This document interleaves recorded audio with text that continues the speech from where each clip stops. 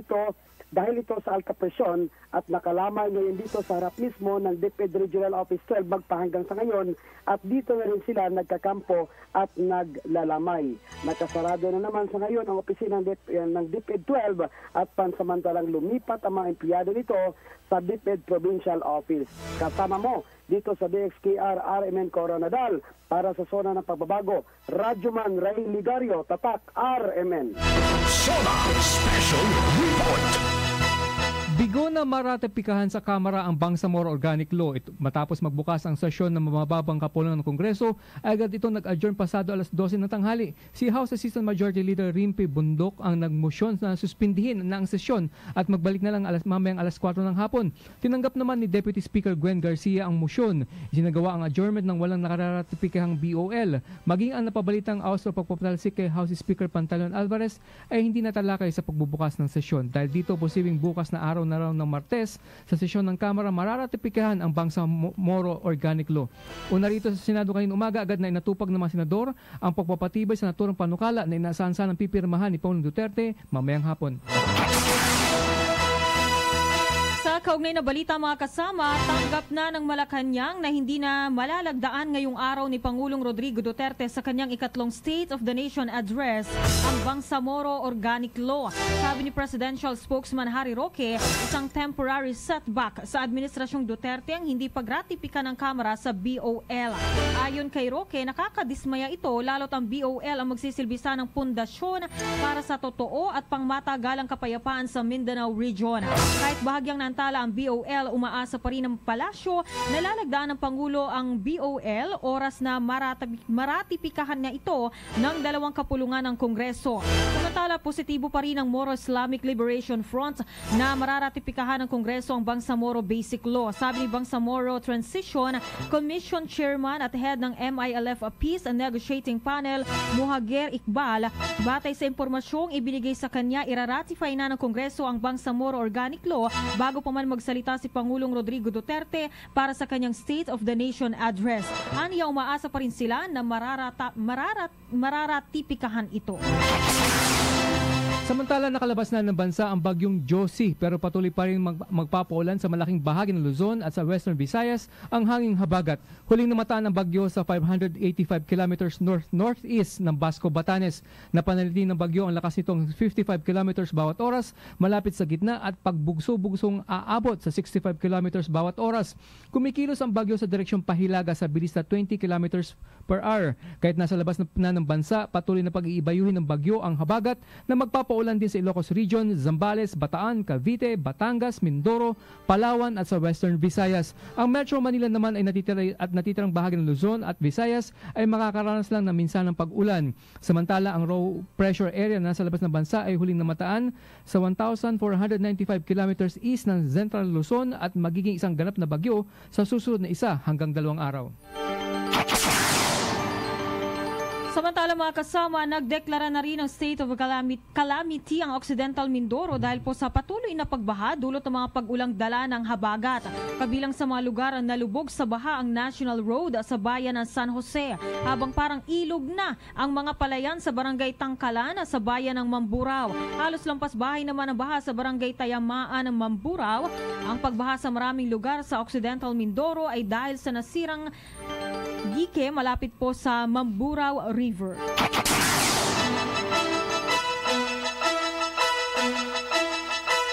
Tuluyan ng bumaba ang antas ng tubig sa Marikina River. Sa huling abiso ng Marikina City Rescue, nasa 13.8 meters na lang ang water level sa ilog. Wala na rin naitalang pag-ulan at wala ng tubig na bumababa sa ilog mula sa mga kabundukan sa Rizal. Dahil dito, bumaba na rin ang bilang ng mga evacuee na nanatili sa mga evacuation centers. Sa Malanda Elementary School, 526 na katao na lamang ang natitira. Sa Marikina Elementary School naman ay mayroong 116 na evacuee, habang sa Bolelag Gym ay mayroon namang 119 na evacuee. Sa kabuuan, mayroon pang 183 na pamilya o 881 individual na nasa mga evacuation center sa Marikina.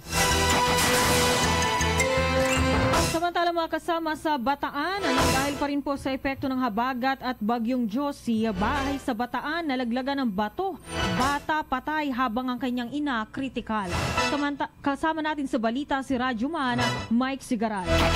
Patay ang isang batang lalaki na grade 2 pupil habang kritikal naman ang kanyang ina matapos mabagsakan ng isang malaking tipak ng adobeng bato ang kanilang tahanan sa isang landslide na naganap sa barangay Lucanin, Mariveles, Bataan sa kasagsagan ng mga pagbaha dahil sa bagyo at habagat. Kinilala ng Mariveles PNP ang biktimang bata na si Mark Ethan Ocampo, 7 taong gulang na dead on the spot. Sugatan at kritikal naman ang ina nitong si Catherine Ocampo, 26 anyos, na dinala sa Bataan General Hospital sa Balanga City matapos itong ma-rescue ng Mariveles BNP. Samantala sa Dinalopian Town, kinumpirma ni Mayor Gila Garcia na 4 na landslide ang naitala sa kanyang bayan sa kasagsagan ng pagulan. Wala namang iniulat na nasugatan.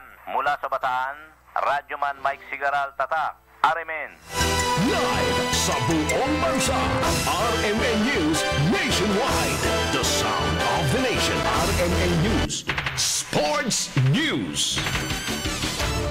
Target ng Barangay Ginebra na tapusin na ang best of 5 semifinal series nito kontra Rain or Shine mamayang alas 7 ng gabi sa Smart Araneta Coliseum. Isang panalo na lamang ang kailangan ng Gene Kings matapos talunin ang Elasto Painters 75-72 noong Sabado para lumamang sa 2-1 sa semis ng PBA Commissioner's Cup. Gaya ng inaasahan, sasandal ang Gene Kings kay Justin Brownlee, pero kung si Coach Tim Cone ang masusunod, nais din itong mag-contribute ang mga local player ng Ginebra. Balita sa Ibayong Dagat.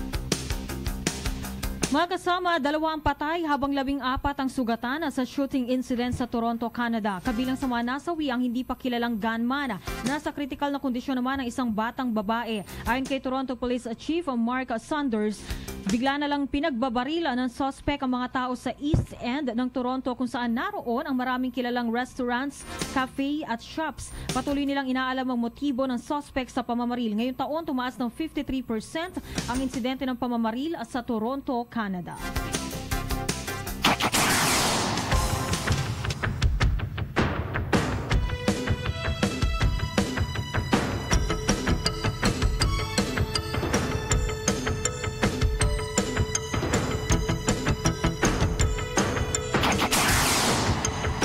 Kasama, susunod na po ang Express Balita kasama si Dams Taborada ng DXPR, Arimen Pagadian.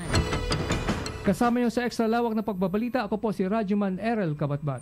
At manatili pong nakatutok sa special coverage ng Dzxl 558 kaugnay sa Sona ni Pangulong Rodrigo Duterte. Ako naman si Radyoman Jane Martin at ito ang Arimen News Nationwide, the sound of the nation. Inyong napakinggan ang RMN News Nationwide, the sound of the nation. Hatid ng inyong mga radyoman ng RMN sa buong bansa. Oras mga kasama, 4:17. Marami na ang natulungan ng Nature Soya Coffee.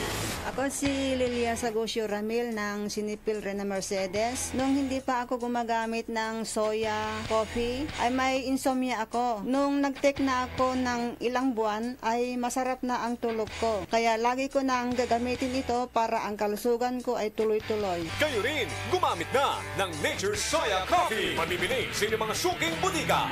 Mahalagang paalala, ang Nature Soya Coffee ay hindi gamot at hindi dapat gamitin panggamot sa anumang uri ng sakit. Mula sa #1 na smart dishwashing paste, ang galing mo. with over 80% more cleaning power kaysa leading liquid brand sa presyong mas abot kaya. Smart, ang galing mo. May double tanggaling formula. Tanggal-galing ang sebo at bakterya. Smart, ang galing mo. Kaya ikaw ang #1 ko. Smart dishwashing. Tanggaling-galing. ACS. Smart dishwashing. Manufactured by ACS Manufacturing Corporation. ISO certified world-class quality. When there's a wish your heart believes. Don't you wish my White Rose Kojic Whitening Soap ka na? Ang wish mo, nandito na. Sa Gaisano Supermarkets, Super 8 Grocery, South Star Drugstores, and selected Robinson Supermarkets. Ito na ang Kojic Wish come true mo. White Rose. Para sa Kojic na putik, Kojic na kinis. White Rose Kojic Whitening Soap, manufactured by ACS Manufacturing Corporation. ISO certified world-class quality. ACS. Mapalad ang mga gumagawa ng paraan para sa kapayapaan. sapagkat sila'y ituturing ng mga anak ng Diyos. Mateo Kabanata 5, Talata 9. Ang mabuting balita ay hatid sa inyo ng MX3. Mag MX3 araw-araw para MXtraordinary. Paalala, bumili lamang ng MX3 products sa mga lehitimong drugstores nationwide. Iwasan ang bumili online liban kung sa MX3 website www.mx3.ph. Subalit malagim ang kasasapitan ng mga duwa, ng mga taksil, ng mga nagpapasa sa kasuklam-suklam na kahalayan, ng mga mamamatay tao, ng mga nakikiapi, ng mga mangkukulang, ng mga sumasamba sa Diyos-Diyos, at lahat ng mga sinungaling. Ang magiging bahagi nila ay sa lawa ng nagliliyab na asupre. Ito ang pangalawang kamatayan. Pahayag, Kabanata 21, Talata 8. Ang mabuting balita ay hatid sa inyo ng MX3. MX3 para MXtraordinary. Paalala, bumili lamang ng MX3 products sa mga lehitimong drugstores nationwide. Iwasan ang bumili online liban kung sa MX3 website www.mx3.ph.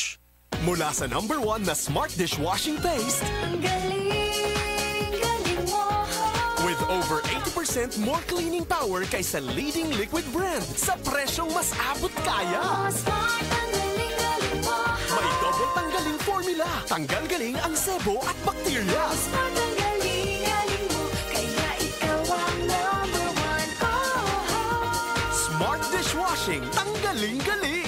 ACS. Smart dishwashing. Manufactured by ACS Manufacturing Corporation. ISO certified world-class quality. Pride Bar, hindi lang puti, kisla puti. Pag nilaban sa Pride Bar Blue, ang puting damit ay magiging Mas puti ito. Mas puti ito. Mas puti ito. sa Pride Bar Blue. Pwedeng hindi na ako magtina, anyel o bleach dahil ang Pride Bar Blue ay may power whitener na nanunuot sa bawat hibla. Kaya ang damit ay kisla puti at panayan pa sa kamay. Mas puti ito.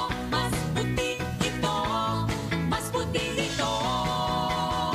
Pride Bar Blue with power whitener. Di lang puti, kisla puti. Pride Bar Blue. Manufactured. Special coverage.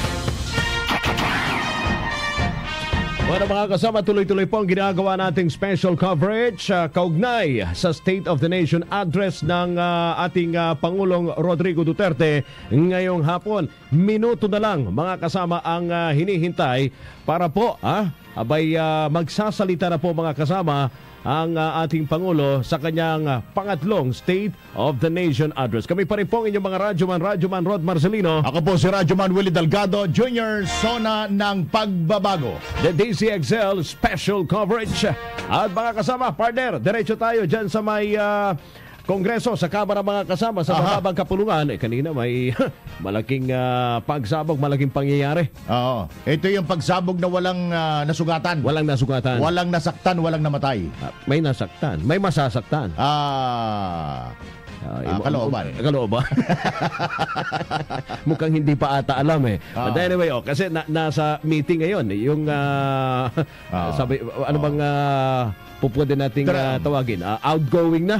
Outgoing. Traditionally, kapag Sona po ng presidente, sinasalubong po yan. Oo. Leader ng Kongreso. Leader ng Kongreso at saka kasama ba leader ng Senado? Hindi. Ang unang sumasalubong dyan, yung member of the committee. Pagkatapos, pag nasa Kongreso na siya, may courtesy call dyan, yung sa leader ng Kongreso. Kaya ngayon may pagpupulong. Ito na yung courtesy call mga kasama. Pagpupulong ng Pangulo kasama pati si outgoing House Speaker. Teka muna, baka mali. Tapos na yung oath-taking mga kasama. Mukhang papunta na nga ata si Congresswoman Gloria Macapagal Arroyo. Yan ang aabangan natin. Dahil bago po yung Sona ng Pagbabago, may nabago na agad. Inunahan na ng Kamara. May nagbago. Ang pagbabago. At Anyway, nagkaroon po ng pagbabago ng liderato. Tama. Ayan. Alright mga kasama. Diretso tayo dyan sa may Kongreso. Dyan pa rin nakaantabay si XL Radyoman 5 Deo de Guzman. Sona ng Pagbabago, ang ikatlong yugto, the DZXL Special Coverage. Alright, XL Radyo Mansico, Deo de Guzman. Kumusta na day dyan sa may Kongreso so far sa ngayon? Willie at Rod, Sona ng pagbabago. Talagang Sona ng pagbabago, no? Oo. First time ba ito, Deo? First time. First time to nangyari. In history. Ha? First time. Oh, mantakin mo yan, oh. Recent memory. First time ito na nangyari. Ito Bago ba'y... ang State of the Nation address ay nagkaroon. It's safe to say na sabihin natin kudeta. At pinatalsik itong si House Speaker Pantaleon Alvarez at pinalit naman dito ng mga kongresista itong si dating Pangulo at ngayon ay Pampanga 2nd District Congresswoman Gloria Macapagal Arroyo na siya naman ngayon na House Speaker kasi siya ay nanumpa na. Pero ang kagulat-gulat kanina, tama yung sinasabi ni kasamang Willie kanina, ang sasalubong sa presidente bago doon sa helicopter, ang sumalubong sa kanya ay ang Sergeant at Arms ng Senado at ng Kongreso. Kamara. Ang sumunod pagpasok doon sa gitna ay yung mga committee leaders. Tapos ang pagpasok pa ulit ay nandiyan na ang liderato ng Kongreso. Ganon yung protocol dyan. Pero kanina, ina-expect namin na si dating Pangulong bagong House Speaker Gloria Macapagal Arroyo ang sasalubong, pero ang nandoon kasama nito si Senate President Tito Soto ay si House Speaker Pantaleon Alvarez. Teka muna, bakit nagkaganon, ha? Yun nga eh. Meron bang breach of protocol? Hindi namin alam dito ngayon, lahat ng media, kung hindi ba alam ni Speaker Alvarez na hindi na siya Speaker. Baka posibleng ganon, Deo. Hindi, teka muna. Nung bang nanunumpa si yung bagong speaker ngayon, si GMA? Wala siya sa plenaryo. Wala siya dito sa plenaryo.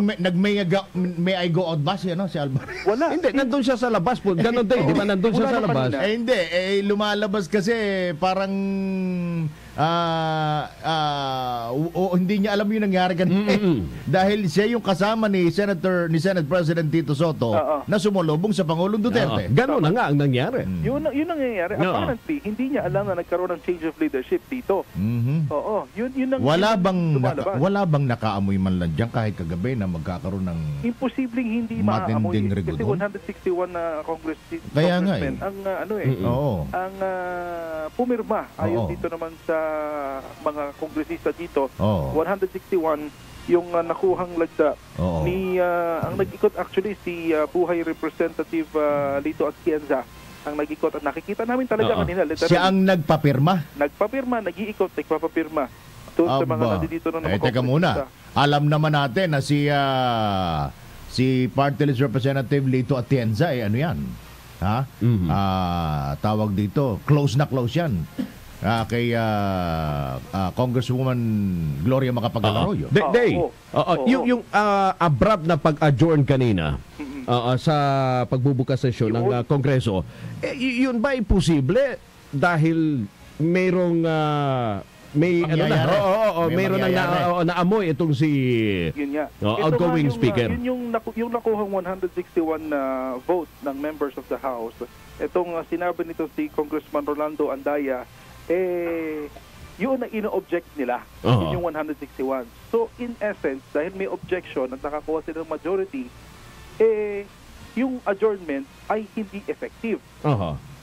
At dahil hindi effective yung adjournment, nagkaroon ngayon ng putuhan kung sila ba ay boboto in favor of GMA as the new House Speaker. And then, nung nagbotohan, nanalo sila, tinanggap ngayon ni GMA, umakyat siya sa upper rostrum at doon nanumpa. Yan ay nangyayari habang nandoon naman sa labas, sa lobby, itong si House Speaker Pantaleon Alvarez. Nag-aabang kay Pangulong Duterte.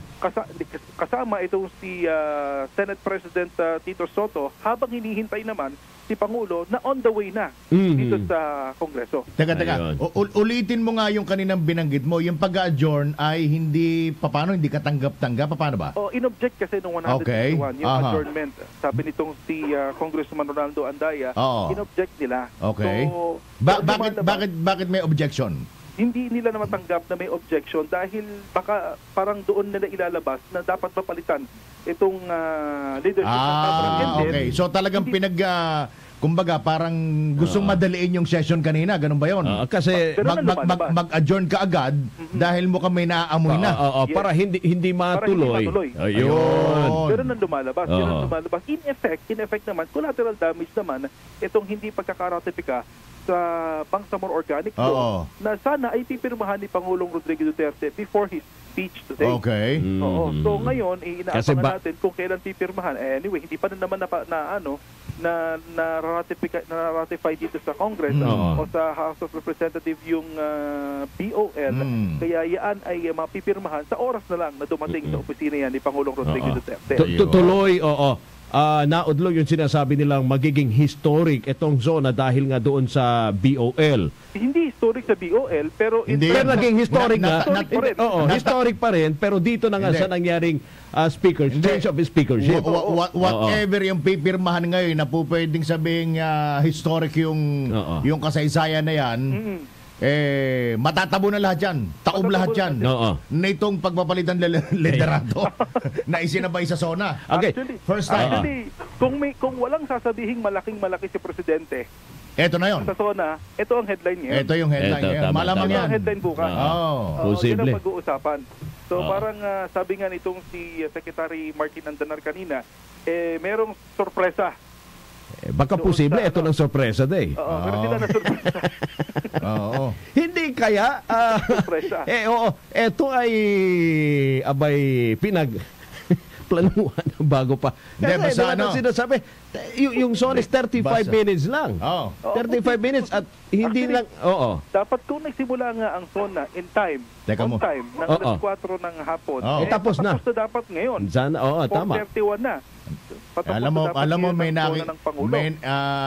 naglalaro sa isip ko ngayon Ano? Mamaya habang nagtatalumpati ang Pangulong Duterte, mabanggit kaya yung pangyayaring yan ngayon. Yun nga. Yan ang abangan natin.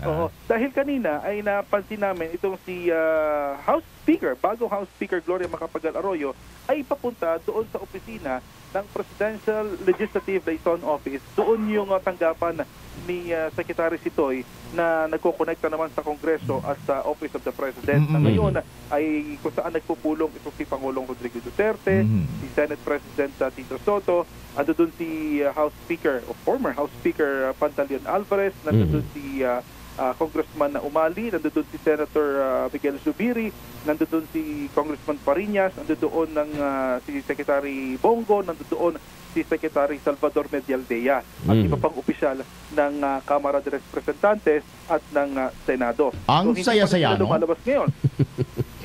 Sige, go ahead. Aalamin natin.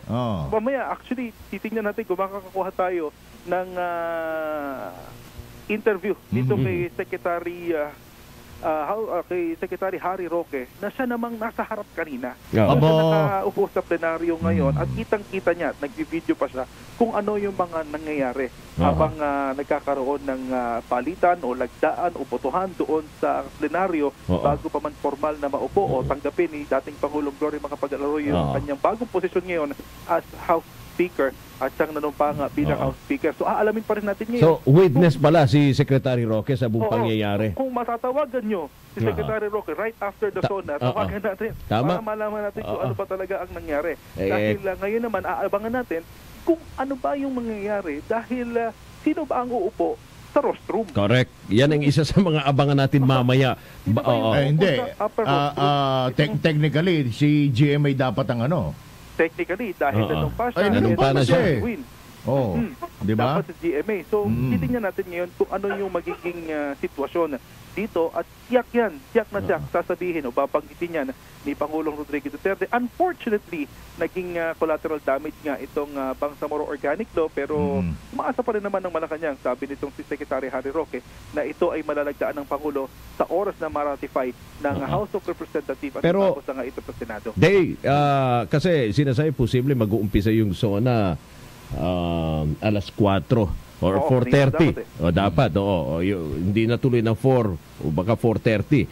Baka mamaya malalate pa yan. Baka 5. Baka 5, baka 6. Kasi hindi pa lumalabas ang mukhang masinsinan yung usapan sa loob doon. Di ba? Ang isang nakaka-nervyos dyan habang umaatras yung pagsisimula ng Sona. Umatras yung oras natin. Baka yan ang delikado. Sige, ang saya-saya, no? Sige, anyway. Saya-saya, no? Tama. Balikan ka namin mamaya dahil may breaking news day mula Tacloban. Yung mga rallyista daw at yung mga reporter dyan, abay, nasa kasaan? Nako. Sige. Baka doon naman napunta yung pulis dati sa Mindiola. Nako. Ay sa may US Embassy. Oo. Ha? Oo nga, no. Di ba? Anyway, sige, yan muna ang mga Hanap ka ng medyo chismoso diyan, congressman ba? Nasa third gallery kasi kami. Nasa taas, tama. Bagay. Hindi na kayo pwede makalababa anyway, ngayon. mamaya susubukan makahanap ng interview itong si Radyoman Conde, Radyoman Joyce at Radyoman Grace Mariano. Sino ba yung nasa ground? Sino bang nasa ground? Tatlo sila nasa baba. Mamaya bababa rin ako para makakuha ng mga reaksyon ng mga cabinet secretaries at maging ng mga congressman at senators na ating makakasalubong. Okay. Alright. So yun muna ang update muna dito sa Kamara para sa Sona ng Pagbabago, Radyo 5, Deo de Guzman, Tatak RMN, Dzxl 558. Maraming salamat, Deo de Guzman. Sona ng Pagbabago, ang ikatlong yugto, the Dzxl Special Coverage. Tuloy naging mainit mga kasama ang State of the Nation Address.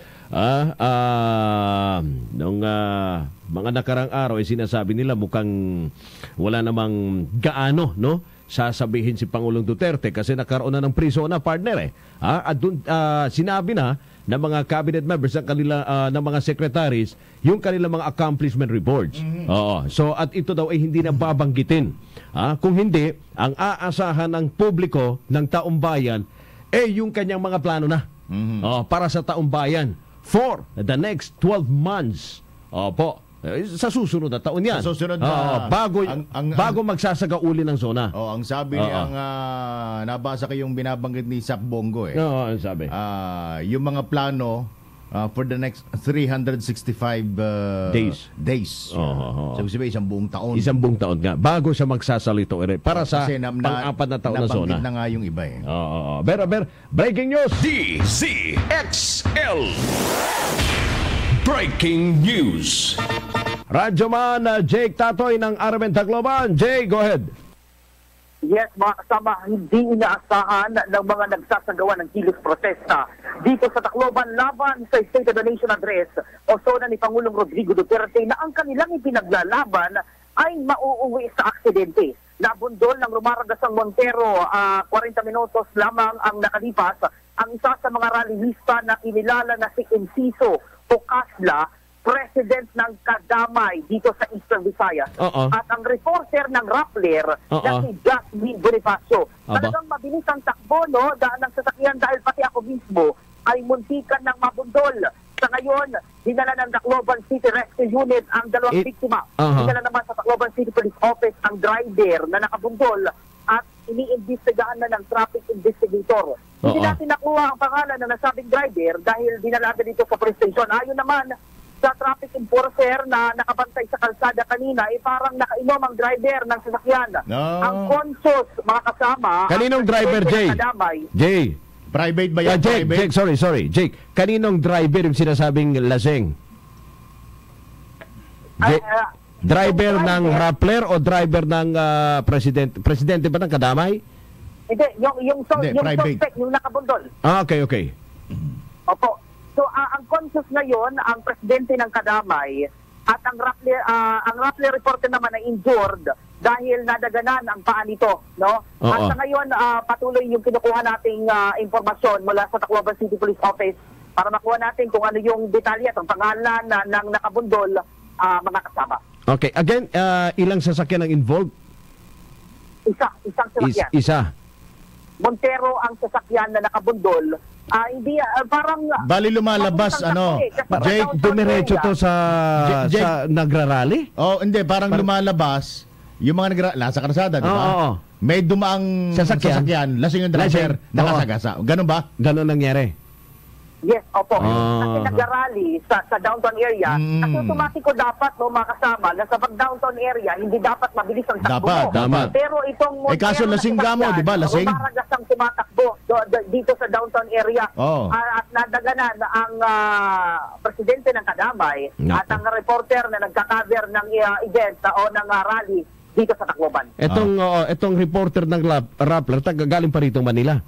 Hindi, provincial correspondent. Provincial correspondent. Okay. All right. So anyway, thank you very much, Jake. Sige, balikan mo kami sa update regarding sa balitang yan. So mula dito sa Tacloban, ito si Jake Tatoy, Radyoman ng 99.1, RMN Tacloban, Tatak, RMN. DZXL Breaking News. Alas 4:40 mga kasama ng magandang hapon. Inihintay na lang po natin na lumabas po ang ating Pangulong Rodrigo Duterte sa loob po ng isang ano bang po pwede, ano bang tawag dun sa receiving hall ba? Parang holding area. Holding area, parang ganun, opo. Na kung saan, mga kasama, so far sa ngayon, abay kausap po niya, di sana alam mo, ang nangyayari kasi rito, ganang binanggit nga kanina ni Parang Deo at yung protocol, pagbaba ng Pangulo, sasalubungin po siya Sergeant at Arms ng both House, ng Senado at ng Kongreso, mga kasama. Opo, at pagpasok niya, abay sasalubong din siya ng mga committee members. Opo, habang diretso po siya dito nga sa sinasabi mong holding area, na nandyan din po ang mismong leader ng Kamara na magkikertesi call, mga kasama, bago po ito sandali lang usually nangyayari pa rin Ronnie pa. Nako, ang ang epekto ng kulang sa tulog. Hindi, baka ko yan ang epekto ng ng preter. Hindi. Ng toron. Ng toron. Tawag sa amin yan preter. Preter. Opo. Pero hanggang sa mga oras na ito, mga kasama, nandun pa rin ang ating Pangulo at ang kasakasama niya. Yung nasa ground, wala bang pwede tayo? Malaman natin ang balita doon sa ground mismo, sa plenaryo.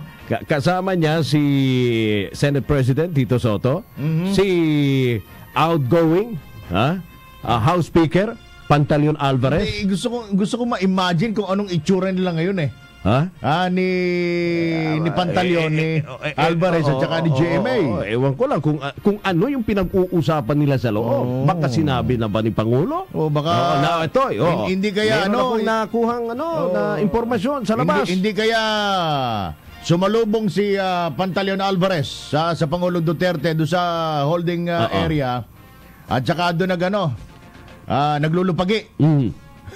Pero bago pa man nangyari, nagsusumbong.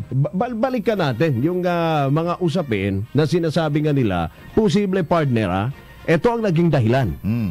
Sa pagpapatalsik dito kay House Speaker Pantaleon Alvarez. Of course, ang isa na dyan.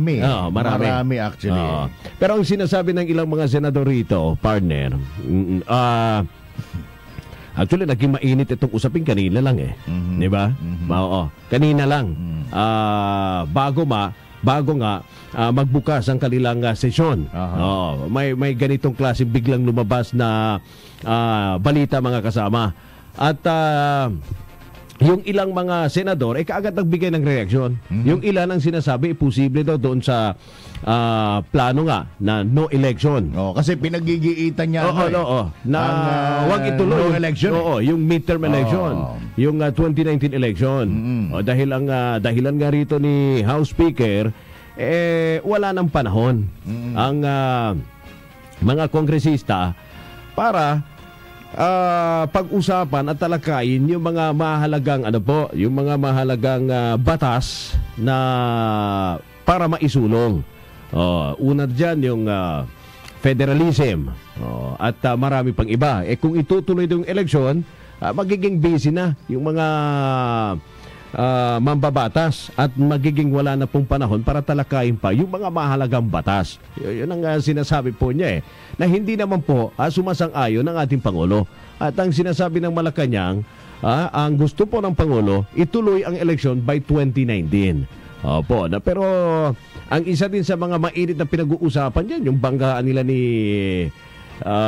Davao Mayor Sara Duterte. Si Inday Sara. Na, opo, anak ng ating Pangulo, na nagtayo din ng sariling party. Oo.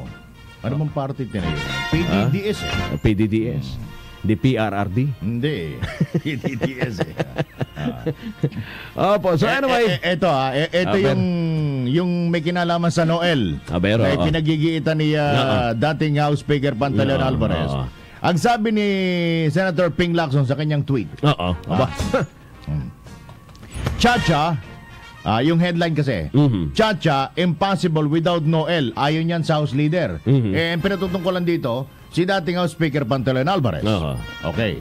Ang sagot naman ni Senator Ping Lacson, Noel is impossible, Mr. House Leader. DP, binabalik niya ngayon. Kay Pantaleon Alvarez. Therefore, Chacha is impossible. Kaya mainit yung mama talaga. Mainit na po. So anyway mga kasama, hintayin natin mamaya. Gaya ng binabanggit nga na kanina ni Paring Deo, yung isa sa mga inaabangan din mga kasama. So far sa ngayon, yung mga nasa loob po ng Kongreso sa plenaryo, kung sino ang uupo doon sa tabi ng Pangulo bilang representative mga kasama ng Kamara ng Kongreso. Napapagidaan po kasi ang Pangulo ng Bansa ng dalawang liderato ng Kongreso. Liderato ng Senado at saka liderato ng Kamara ng Representantes. Okay. So anyway mga kasama, balikan natin partner yung State of the Nation address ng ating Pangulo. Ang inaasahan daw pong bisita, partner, ngayong araw ng Sona, 3,000. 3,000. 3,000. Kaya naman na nasa plenary hall ngayon.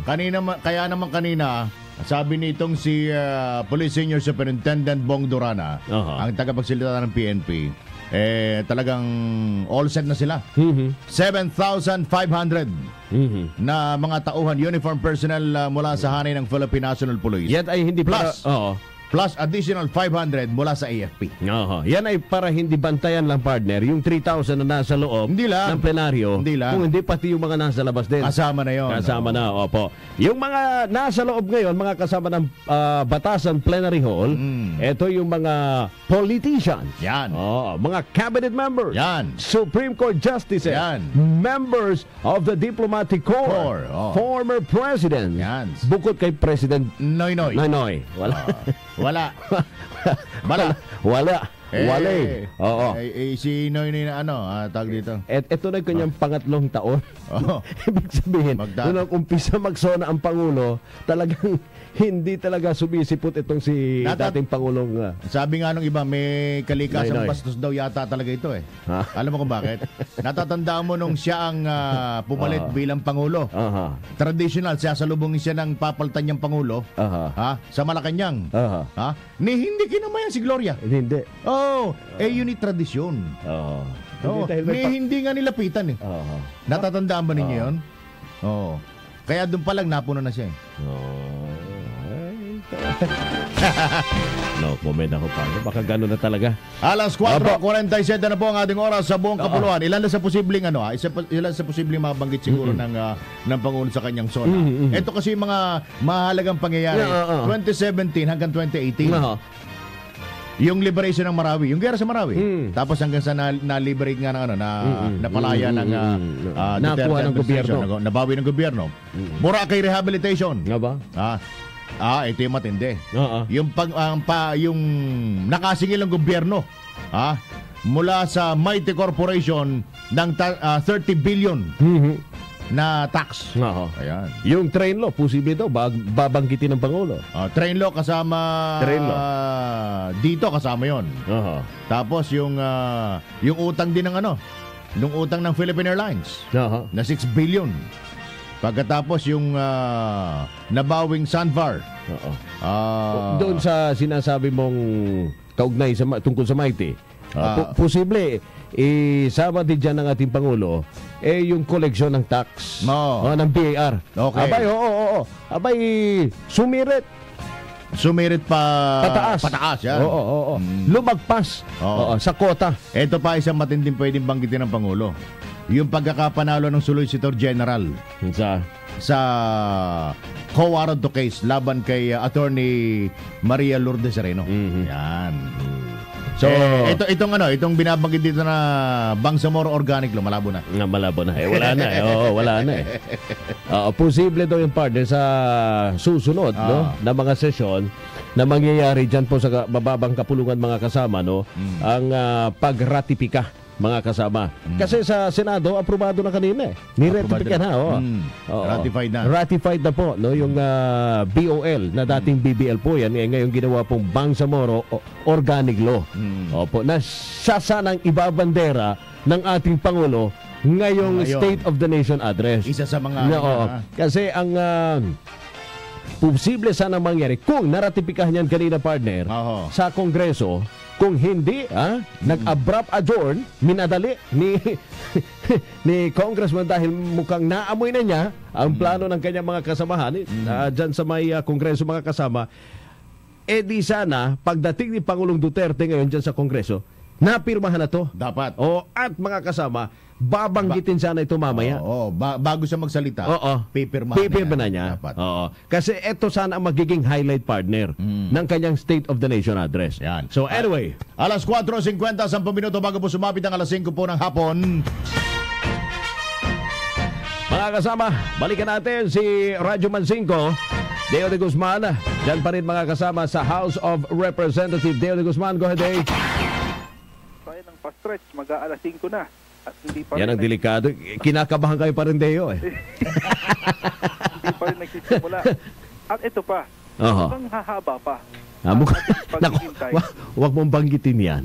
Mukhang tatagal pa bago lumabas ang Pangulo. Ng Sona. Mukhang tatagal pa. Bakit? Kasi mukhang lahat nung pumirma in favor of CGMA to become the House Speaker, lumabas. Kaya nga, may balita rito. Gusto lumabas ng plenaryo? Kaya nga gusto kong malaman, baka naiinip kay Pangulong Duterte, naglabasan. Lumabas ng plenaryo at ito ay pupunta sa gallery. Doon siguro sa kinaroroonan ni Pangulong Rodrigo Duterte ng House Leadership, ng Senate Leadership. Titingnan natin yan. Dahil kanina, ipinapakita pa yung lugar, yung RTVM, kasi meron ditong dalawang big screen. Ipinapakita pa kung nasan si Pangulong Duterte at kung anong ginagawa. Ngayon, kanina pa namin inaabangan, hindi pa nila ipinapakita kung ano na nangyayari doon sa tanggapan ng PLNO.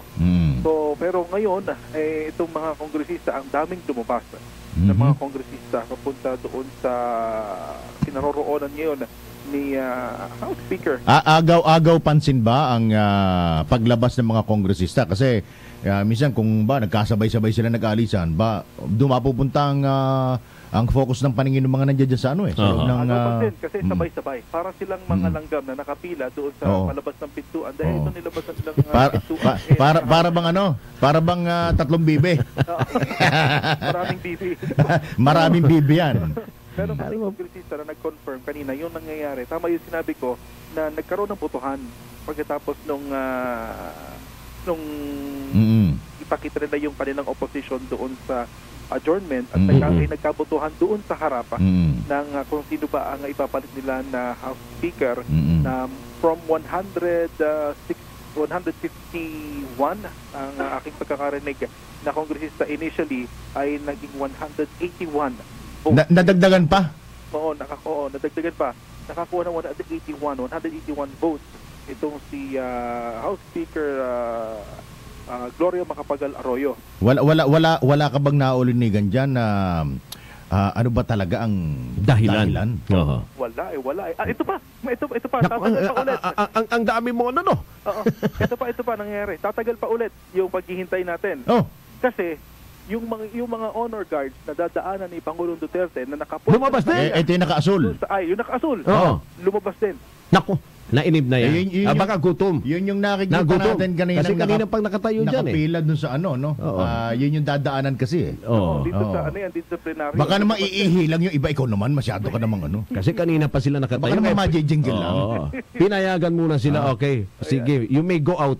Yan yun yung mga senyales na talagang tayo'y mag-aabang kung Ba, ano ba mangyayari dito ngayon sa House of Representatives. Mukhang kapanapanabig ang mga eksena ngayon dyan sa ano Oo nga, na-excite nga kami Ano ba ang makikita natin dito mamaya? Paano ba ang magiging takbo ng State of the Nation Address? Ang ikatlong State of the Nation Address. Matutuloy kaya? Mukhang kayo ang ano. Hindi pwedeng hindi matutuloy, no? Pero baka mamaya, dalawa lang yan parang Deo eh. It's either mas lalo magiging maigsi ito o mas lalo magiging mas mahaba. Ganun lang yan eh.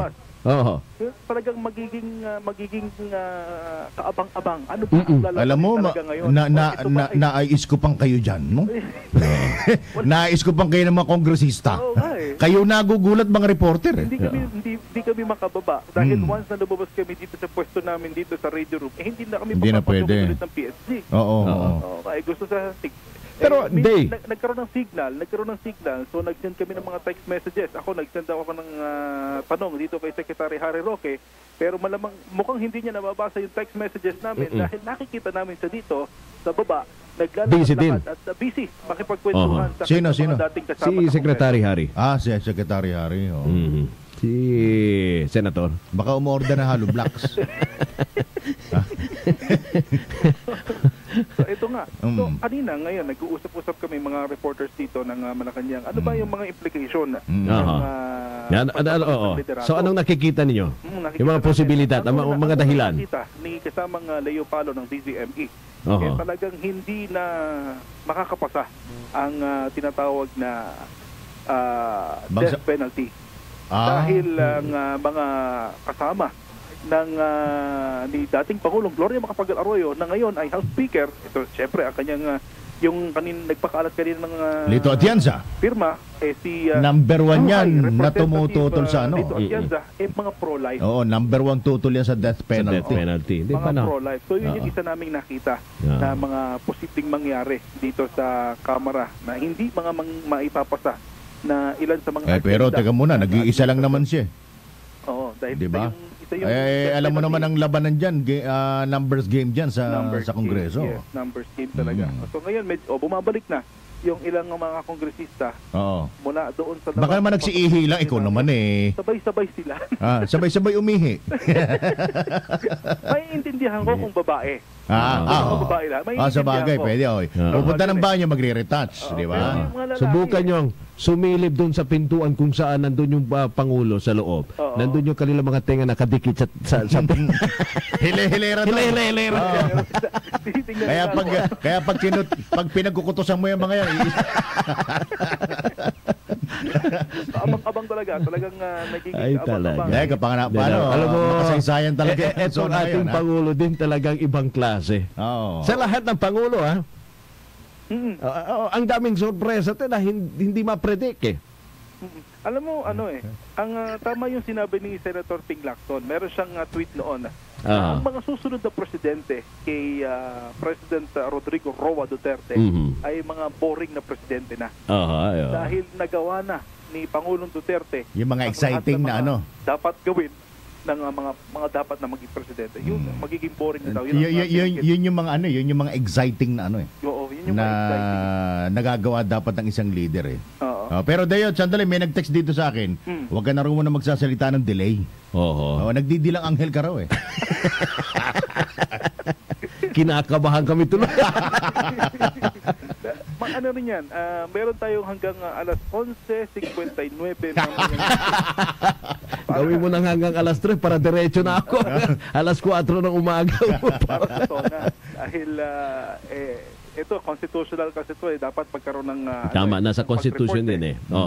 So kung hindi aabot ngayon, it will be unconstitutional. Hindi mo pwedeng hindi matuloy. Tama. Nasa saligang batas yan natin eh. Okay. Doon muna ang update muna dito sa Kamara. At tayo ay magbabalik kapag makita natin na lumabas na si Pangulong Rodrigo Duterte doon sa kanyang opisina, doon sa PNLO office. At bago magsimula ang kanyang State of the Nation Address. At alamin natin kung sino ba ang uupo doon sa upper rostrum, sa upuan ng House Speaker. Mamaya yan ang dapat nilang abangan. Balikan mo kami mamaya, Deo, pagka meron ka ng... Teka, meron pa. Magugulat. Kapag meron ka nakitang 2 taon nag-uunahang umakyat doon sa tabi. Nag-aagawan. Nagawa ng silya.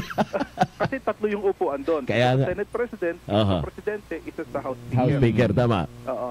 Pero, ito. Kausap niya one after the other. Sino yan?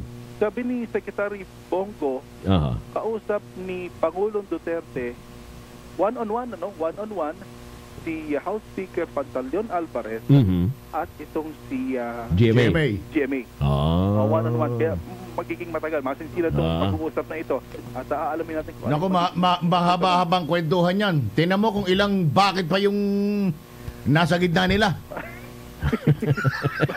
Mahaba-habang usapan yan eh. Mahaba. Tayo talaga mag-aabang lahat. Buong Pilipinas. And alam mo, well, siguro kilala naman natin kung ano yung personalidad ni Congressman Alvarez. Hindi basta-basta. Di ba? Pero naging cabinet secretary ni naging member ng cabinet ni Gloria dati yan, ha? Si Alvarez, di ba, sa Department of Transportation? Tama. So, alright. Okay, sige. Tayo Balikan muna namin. mag-abang-abang pa rin. Hanggang abang-abang muna tayo dito sa Kamara de Representantes, kasama nyo sa Kongreso. Para sa Sona ng Pagbabago, Radyo 15, Deo de Guzman, Tatak RMN, DZXL 558. Sona ng Pagbabago, ang ikatlong yugto, the DZXL Special Coverage. Alright mga kasama, naging tuloy partner, no? Suspense. Yung Sona mga kasama, suspense of the nation. Binigyan ng interes yung publiko para abangan kung ano pa po yung susunod na mangyayari. Bukod sa mismong talumpati mamaya, yung report ng Pangulo, di ba? Sa kanyang Ikatlong State of the Nation address. Ang isa sa aabangan dyan, mga kasama, itong dalawang kongresista. Kaya nga po yung State of the Nation, papalitan na po yung Sona. Ano? Suspense of the nation na. Puro suspense na nangyayari. Suspension. Pero mga kasama, ganun pa man, wag pa rin po nating kaligtaan yung kung ano po ang magiging report ng Pangulo.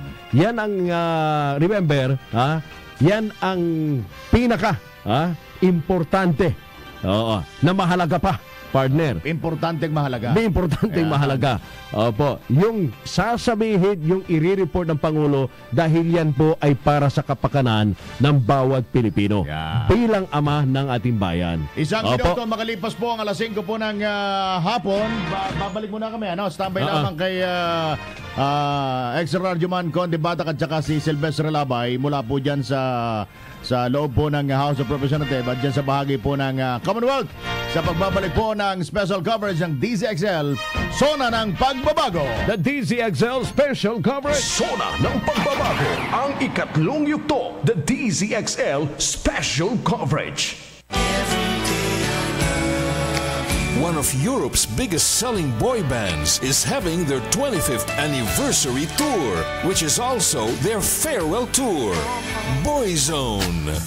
No matter what they tell us, Boyzone, performing together for the last time, August 26 at the Mall of Asia Arena. It's not time to make a change. 25 amazing years of Boyzone with a final album on a final tour. I can dream that we'll turn back the time. Tickets at SM and smtickets.com. It's only worth Boyzone, their farewell tour from Ovation Productions and DZXL 558.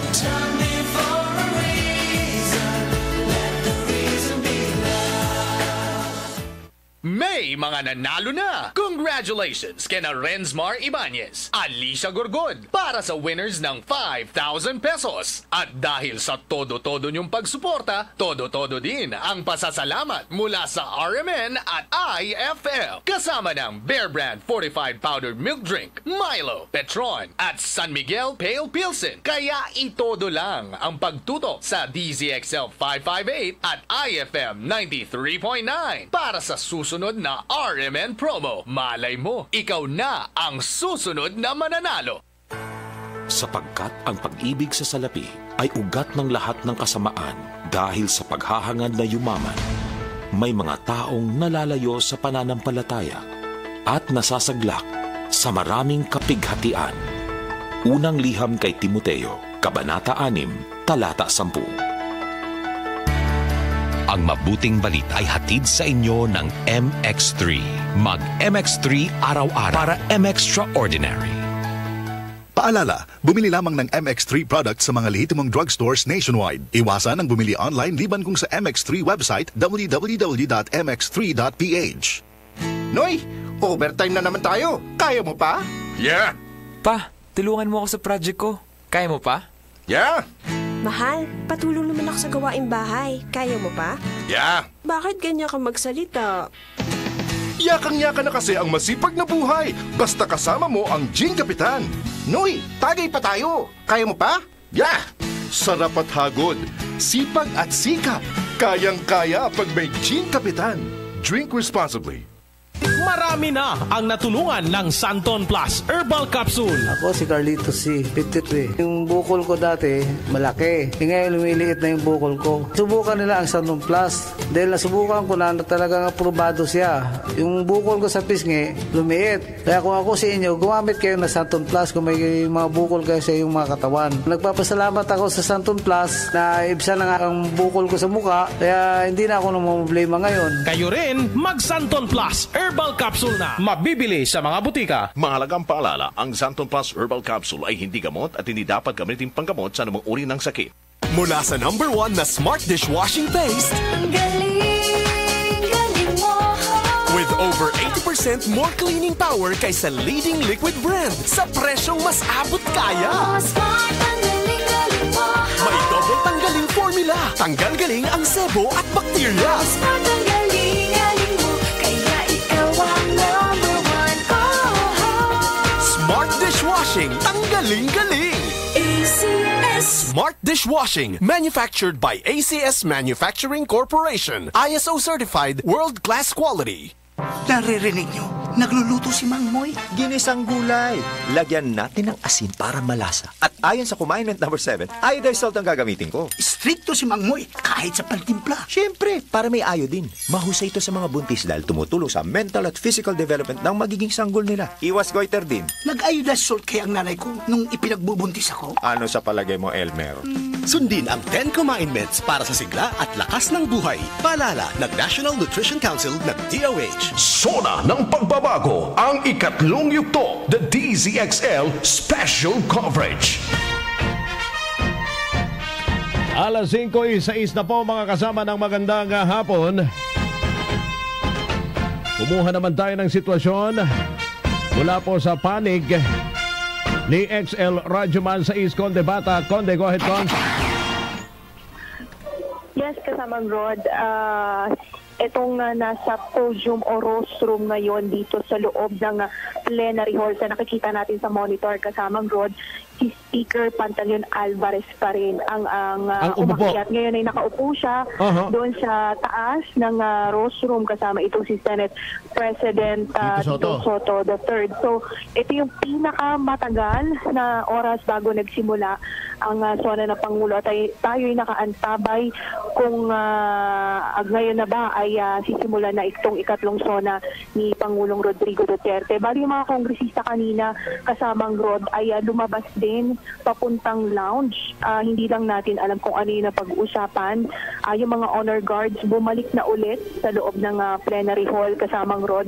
So technically, kanina nabanggit sa amin ni Congressman Batucabe na status quo. So meaning si House Speaker Pantaleon Alvarez pa rin ang kinikilalang leader ng mababang kapulungan ng Kongreso. So hindi valid, hindi natin masabi kung valid ba or magiging effective yung nangyari kanina na botohan ng mga kongresista kung saan kanina nga ay nagpalakpakan at nanumpa itong si dating Pangulo at Pampanga Representative Gloria Macapagal Arroyo bilang bagong speaker. Ang nakuha naming impormasyon, 151 yung pirmang nakuha sa manifesto na nagpapakita o nagbibigay ng suporta kay CGMA at layon nga na mapatalsik itong si Speaker Pantaleon Alvarez at 186 yung bumoto. Kanina sa loob ng plenaryo ay nagkakaroon ng roll call, bagamat hindi nga namin naririnig, pero yung binabase na lamang namin sa buka ng bibig kasamang Rod na babasa namin na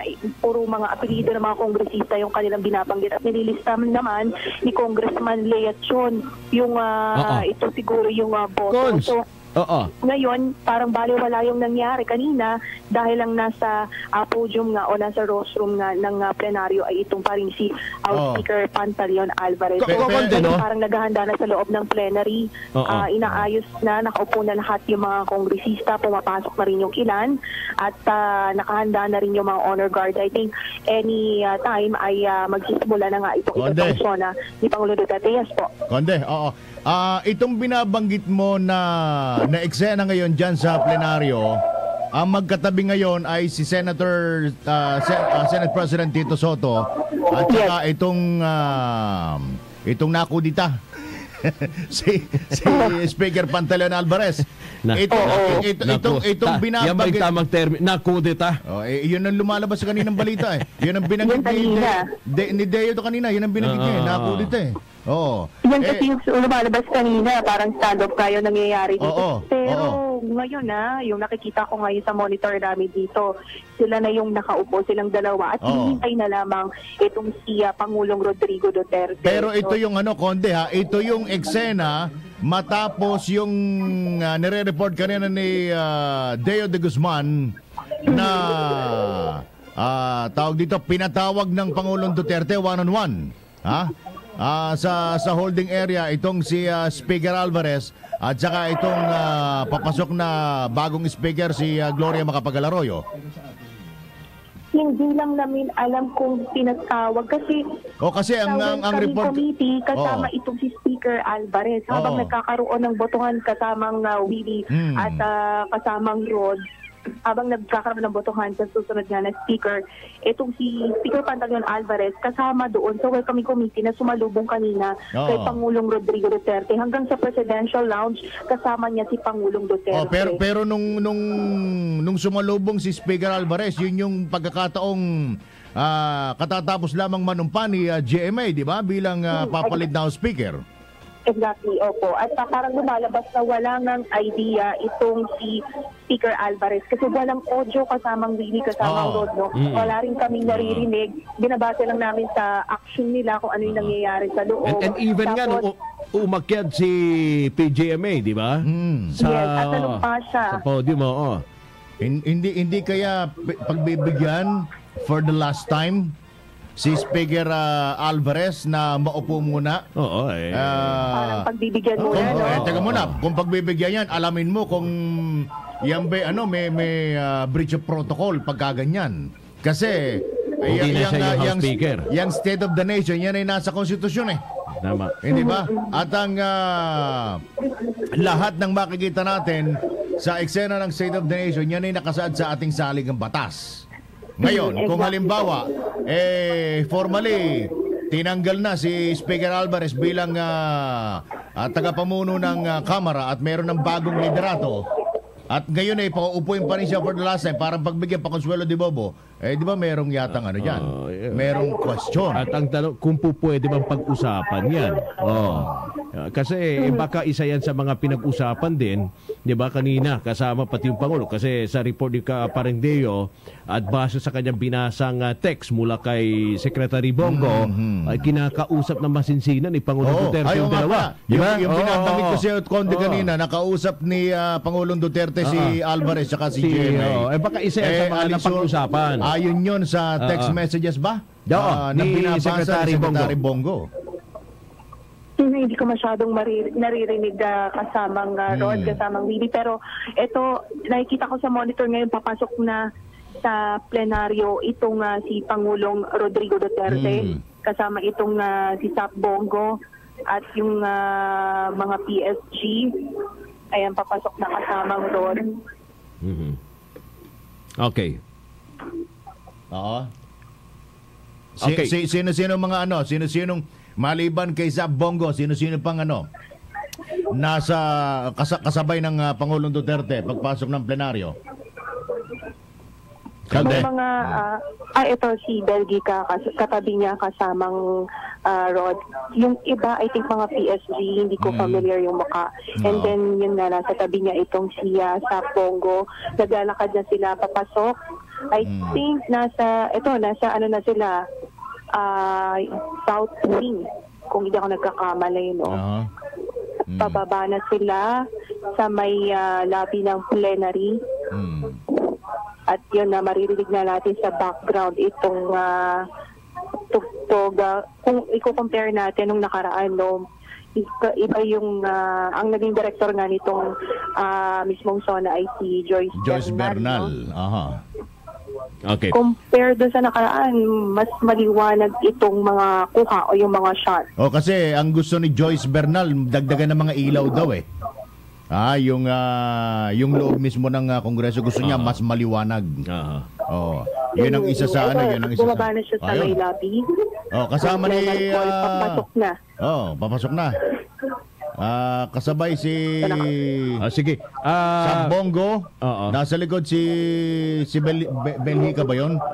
Yung nasa likod ng Pangulong Duterte. Okay. Pupunta tayo kay XL Radyoman 5 Cons. Okay. Baka mas may malinaw na Nasa taas si Deo. Ayan, pinapalakpakan na. Mas malapit sila konti. Okay. O nakapasok na nga sa loob. Ayan. Sa plenaryo, itong si Pangulong Rodrigo Duterte, tumadaan na sa gitna. At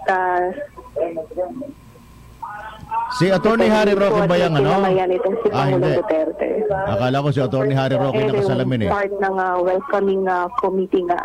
Okay. Okay. Cons, punta naman tayo kay kasamang Deo de Guzman. Alright. Deo, go ahead, Deo. Sa plenaryo at kinakamayan na ngayon ng mga membro ng Kamara de Representantes habang siya ay papunta doon sa rostrum kung saan siya ay magsisimula. Pero bago siya magsimula ng kanyang talumpati, ay bubuksan muna ng Senado at ng Kongreso ng Kamara ang sesyon at doon magsisimula ang State of the Nation Address. Bababa si Pangulong Duterte sa upper rostrum at pupunta siya sa kanyang podium para sa kanyang talumpati. At ngayon niya ay nakaupo. Tulad ng sinabi ni Radyoman Conde, ay nakaupo. Nandoon sa rostrum itong si House Speaker Pantaleon Alvarez at nowhere to be found ngayon dito sa loob ng plenaryo itong si dating Pangulong Gloria Macapagal Arroyo at merong mga lumalabas naman na aming naririnig na balita na parang ipagpapaliban muna yung palitan at tatapusin muna yung Sona. Parang gano'n ang lumalabas pero we will see kung yung bang reports na lumalabas sa iyo na ay kasi maraming nagulat, Deo. Si Alvarez yung nakaupo. Oo nga, si Alvarez yung nakaupo. Titingnan natin dahil nakausap nitong si Pangulong Duterte, itong si CGMA. Ito yung matapos na sinabi mo kanina, yung mula doon sa text ni di ba, na Secretary Bongo. Oo, Secretary Bongo. Sa tingin ko nga, isa ito sa mga pinag-usapan. Baka sinabi ng Pangulo, pagbigyan natin nandiyan na yan, nangyari na, for the last time. Pero posible din naman ito, na i-formalize lang yung transition ng leadership ng House of Representatives na si Speaker Pantaleon Alvarez muna ang magbubukas ng session and then ang magsasara i-introduce hindi mamaya itong si dating Pangulong Gloria Macapagal Arroyo. Hindi, posible siguro ang posibleng senaryo bubuksan ni Speaker Alvarez pagkatapos pag formally open na yung session at saka i-introduce na niya yung bagong liderato ng Kamara, ganun kaya? Tama. Posibleng ganun. Hinto muna tayo. National anthem muna with the Tagum City Choral.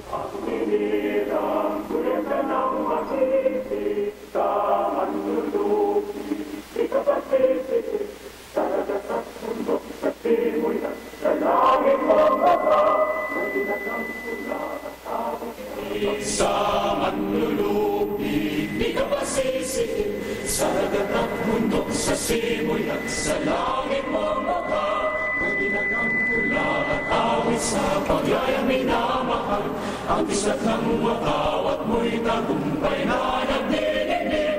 Ang bituin at araw niya kailan pa may madididig. Lupa ng araw ng walang at pagsinta, buhay langit sa piling mo. Aming bigat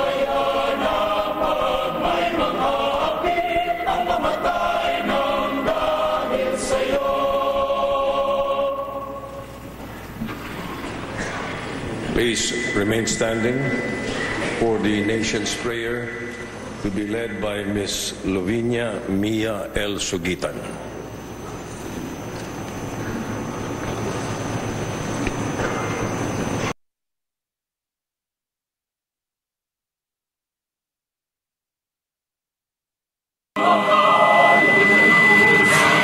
Please remain standing for the nation's prayer to be led by Ms.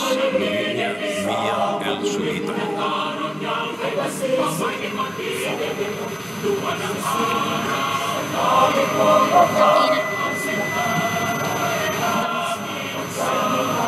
Dakilang Panginoon, aming Ama, dinggin ninyo ang aking panalangin sa ngalan ng aking mga kapwa-kabataan. Itinataas ko sa inyong pangalan ang aming bayan.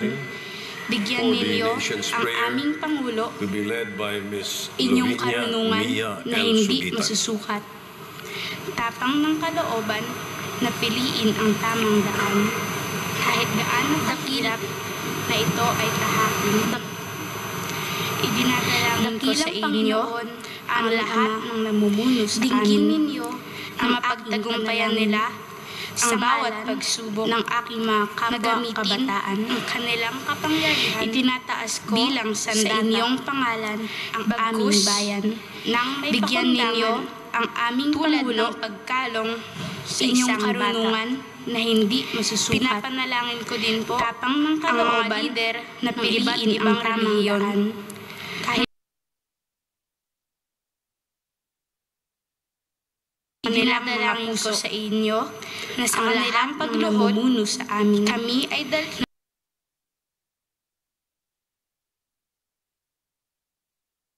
sa kanilang mga pangyarihan kahit gaano kasangla ng palataya ito ay tahakin tiwala sa inyo nang may pakundangan kagalakan tulad ng kapayapaan sa isang kapanatagan na mapagtagumpayan nila ko din po ang bawat ang mga lider ng iba't iba gamitin ang kanilang kapangyarihan bilang sandata.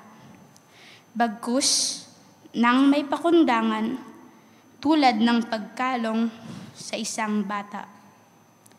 Pinapanalangin ko din po ang mga lider ng iba't ibang relihiyon na marinig nila ang iyong salita, makilala kayo sa kanilang mga puso, na sa kanilang pagluhod, kami ay dalhin sa trono ng inyong pagpapala. Ipagkaloob ninyo sa inyong mga anak na lubusang nananampalataya at nagtitiwala sa inyo. Kagalakan, kapayapaan, at kapanatagan ng kalooban sa isang bayan na masagana at nagkakaisa. Ang lahat ng ito, samo at dalangin namin sa inyong makapangyarihang pangalan. Amen. Ladies and gentlemen, honorable members of the Congress of the Philippines, Rodrigo Roa Duterte, President of the Republic of the Philippines.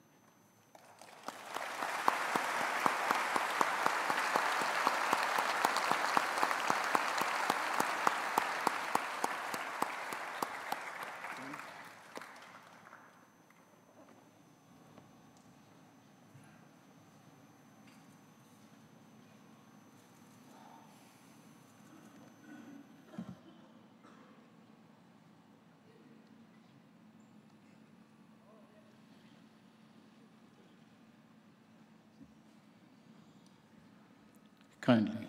Thank you for your courtesy.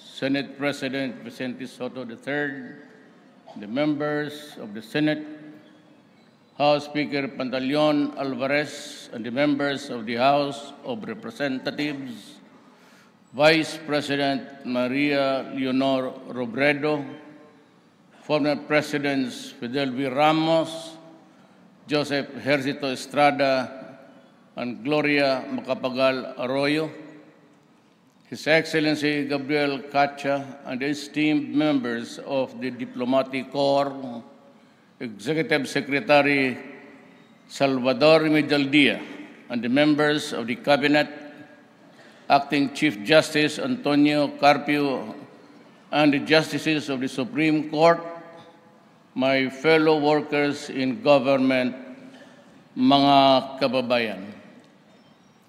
About 2 years ago, I solemnly took my oath as a worker of the national government. I was inspired to institute real changes for the greater good of the Filipino people. As I was greatly overwhelmed then by the daunting challenges that lay ahead. 2 years later, my solid commitment to directly and decisively address our nation's collective challenges remains. It has not wavered. In truth, it has even gotten stronger through adversity and the desire to give the people the most we can within my term in this government. Let me begin by putting it bluntly. The war against illegal drugs is far from over.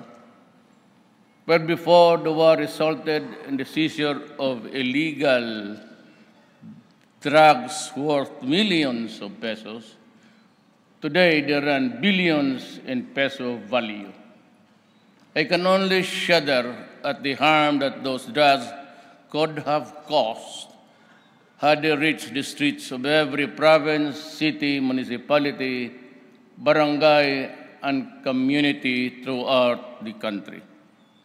That is why the illegal drugs war will not be sidelined.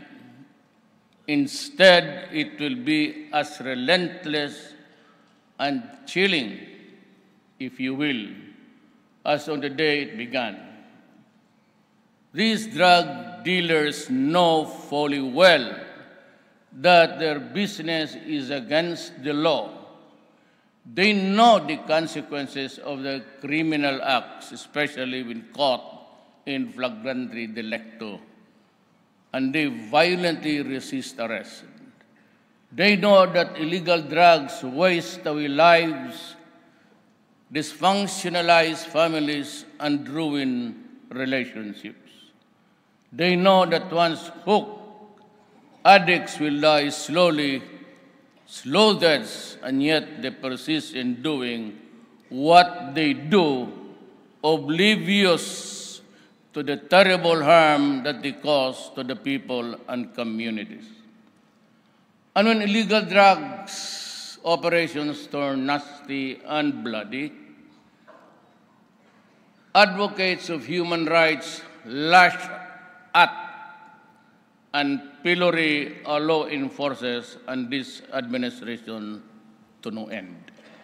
Sadly, I have yet to hear, really, howls of protest from the human rights advocates and church leaders against drug lordism, drug dealing, and drug pushing as forceful and vociferous as the ones directed against the alleged errant enforcers in the fight against these social scourge.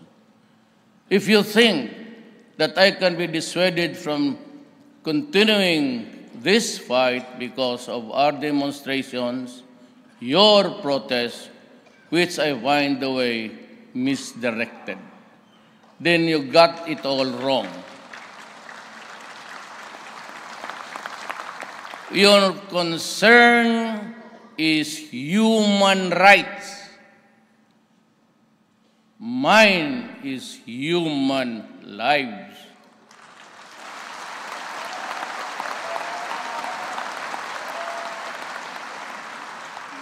The lives of our youth are being wasted and families are destroyed, and all because of the chemical called shabu, cocaine, cannabis, and heroin.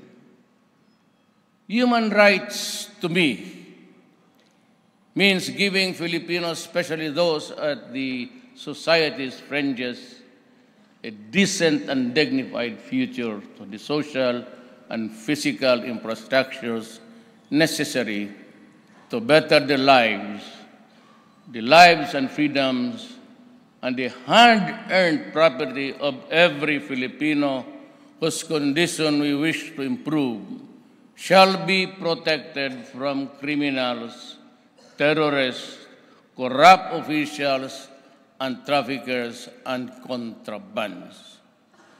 You worry about the present.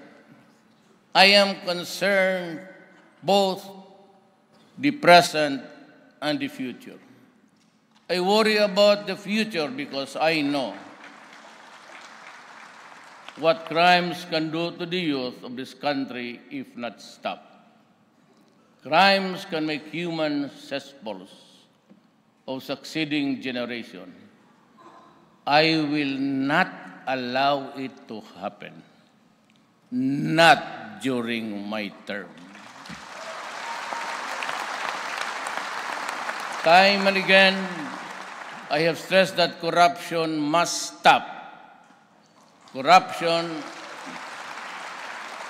is like a leech that it bleeds the government of funds, program, infrastructure, and social development projects.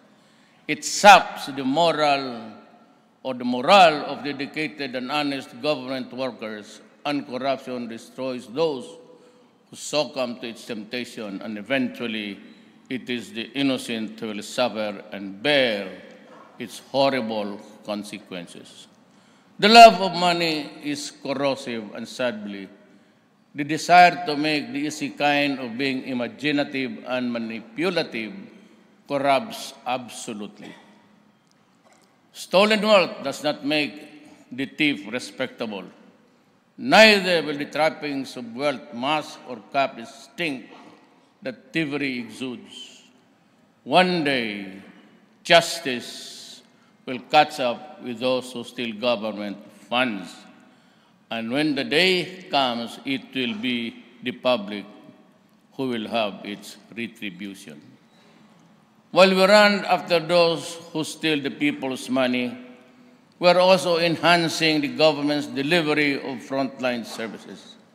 I thank Congress for the swift passage of the ease of doing business, which is significant.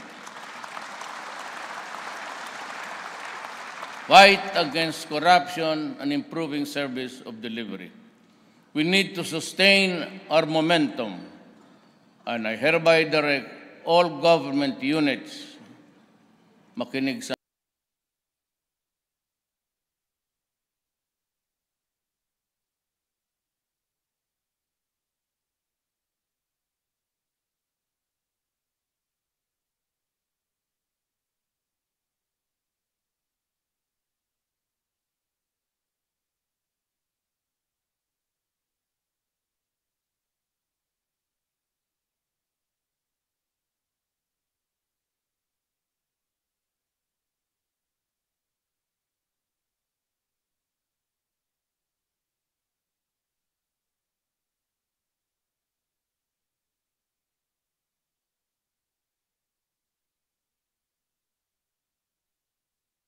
sana kayo and government agencies to faithfully implement this law and simplify the process. Hinihingi ko yan sa lahat na sa gobyerno under my control and supervision. Huwag ho kayong magkamali. I particularly call the attention of the agencies with the number of red tape-related reports from the public. Make your services truly customer-friendly. Our people deserve efficient, effective, and responsive government services. They deserve nothing less. Kayo lang ayaw eh. Gusto ng tao, kayo yung binabayaran, make your living from the pockets of the people, and you have a lousy and corrupt bureaucracy.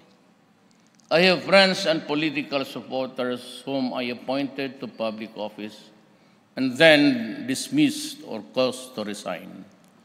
I need not mention their names or recount the circumstances surrounding the removal or resignation. Media has more than amply reported that.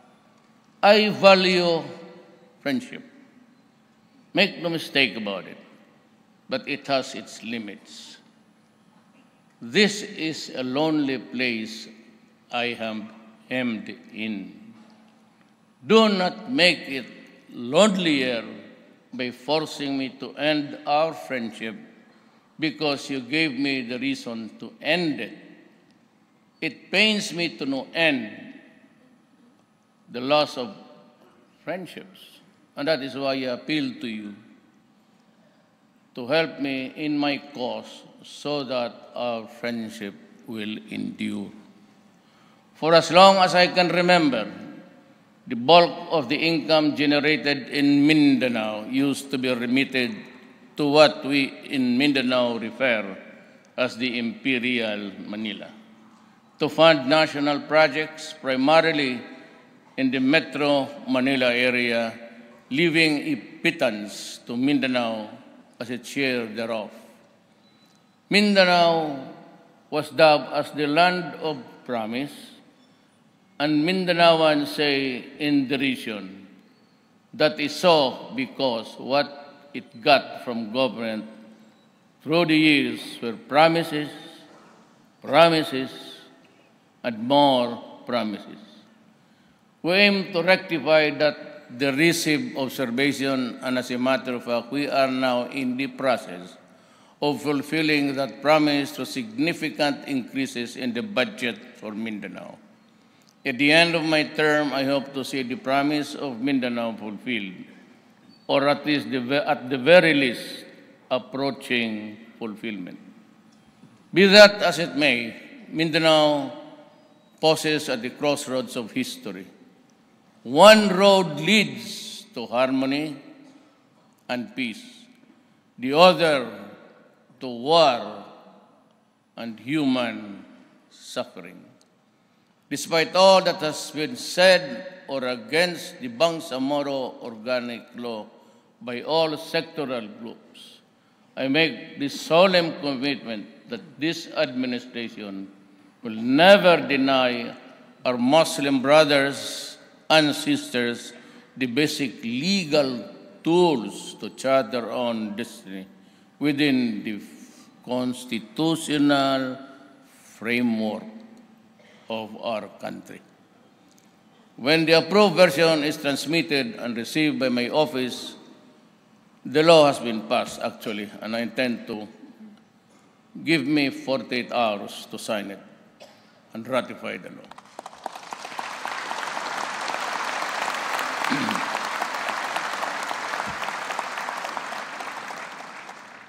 Babasahin ko pa bago ako pipirmahan. Baka may siningit kayo dyan na hindi maganda para sa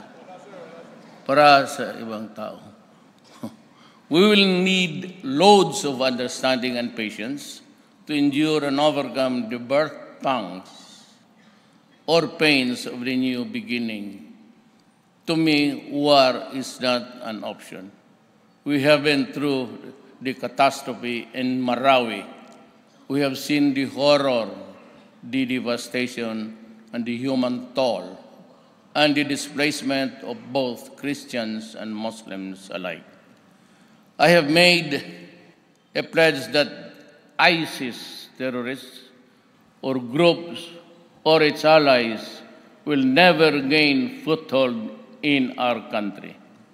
Yet, when what remained of the decimated Maoti ISIS group in Marawi finally saw the error of their ways and expressed their desire to be reintegrated into society, we welcome them with open arms and embark on a genuine efforts to embrace a peaceful, productive life for them.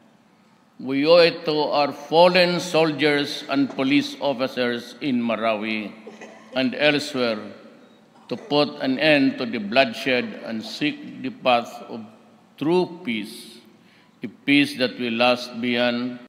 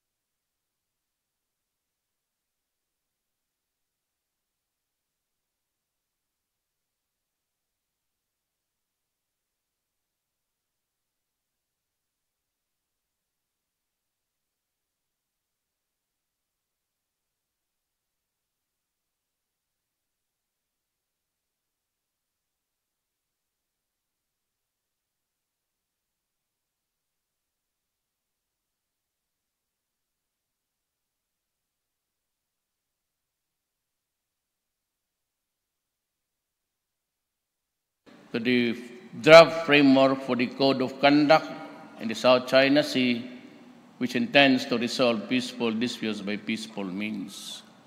We admire our Filipino migrant workers for their selflessness and courage in enduring the hardships of living away from home to provide for their families.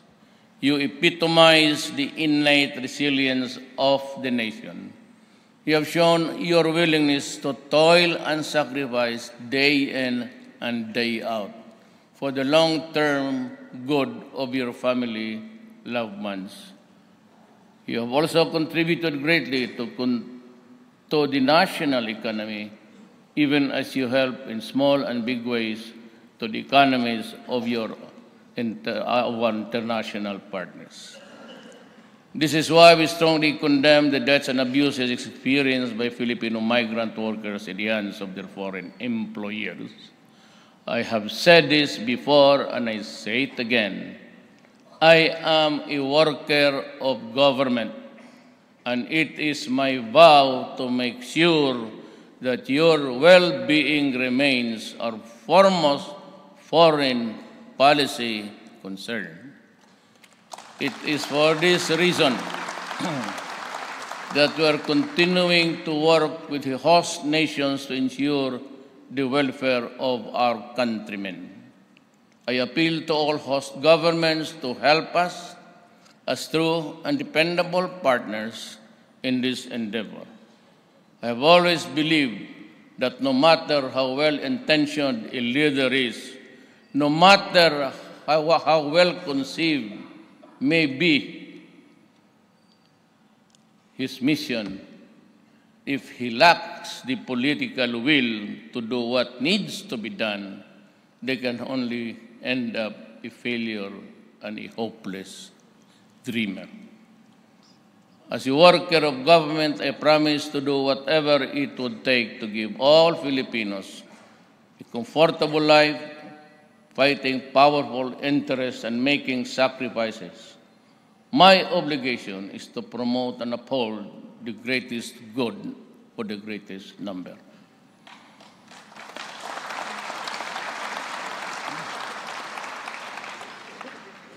Our campaign against Endo has resulted in the regularization of the more than 300,000 workers as of early this month. On May 1 of this year, I signed Executive Order 51, which sought to protect the workers' right to security of tenure. Read my lips. I understand that this does not satisfy all sectors. I share their sentiment. I truly do. Much as I would like to do the impossible, that power is not vested upon me by the Constitution, and neither will I make both ends meet, even if I will violate the laws to achieve that purpose. Simply, it is not part of my territory. That is why I add mine to their voices in asking Congress to pass legislation ending the practice of contractualization once and for all.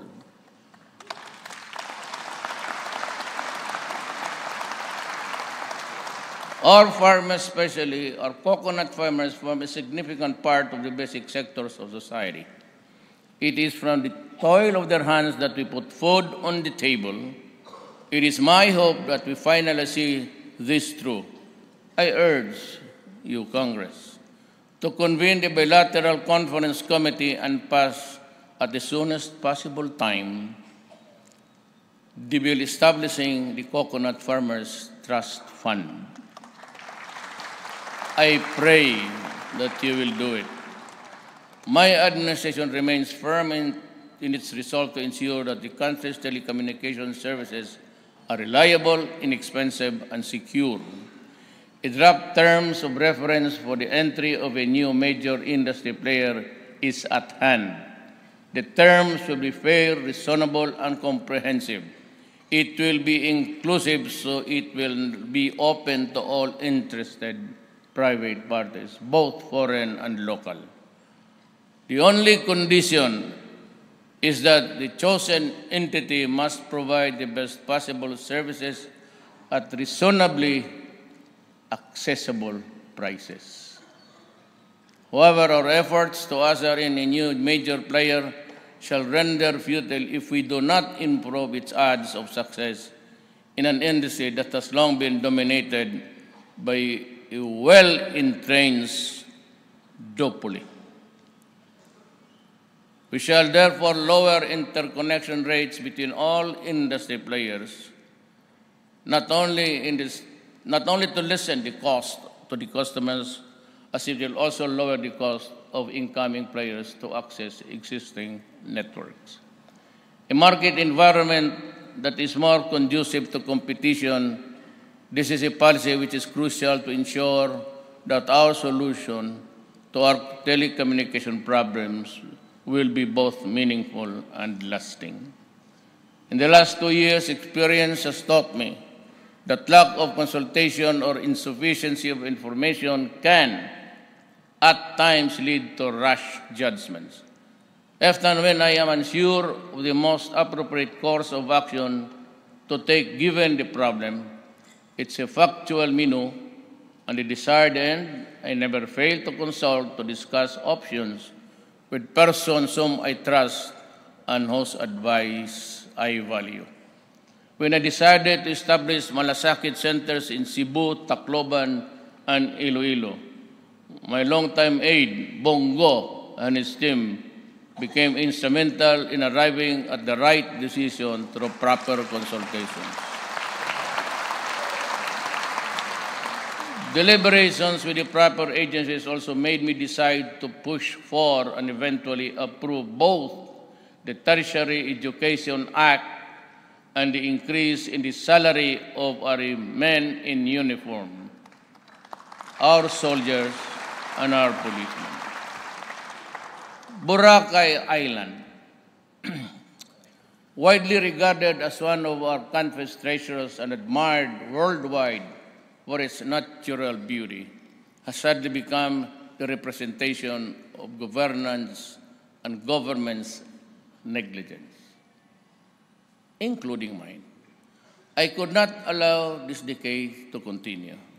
Decisive action has long been overdue, recognizing that we are mere stewards of our natural resources, and I said, enough is enough. We intend to restore its environmental integrity alongside measures to alleviate those whose livelihood were momentarily affected. Environmental protection and ensuring the health of our people cannot be overemphasized. Thus, our actions in Boracay mark the beginning of a new national effort. This is just for the other tourist destinations needing urgent rehabilitation and enforcement of environmental and other laws shall soon follow. I urge local government units to proactively enforce our laws and not wait for us to swoop down on your areas just to do your duty and work.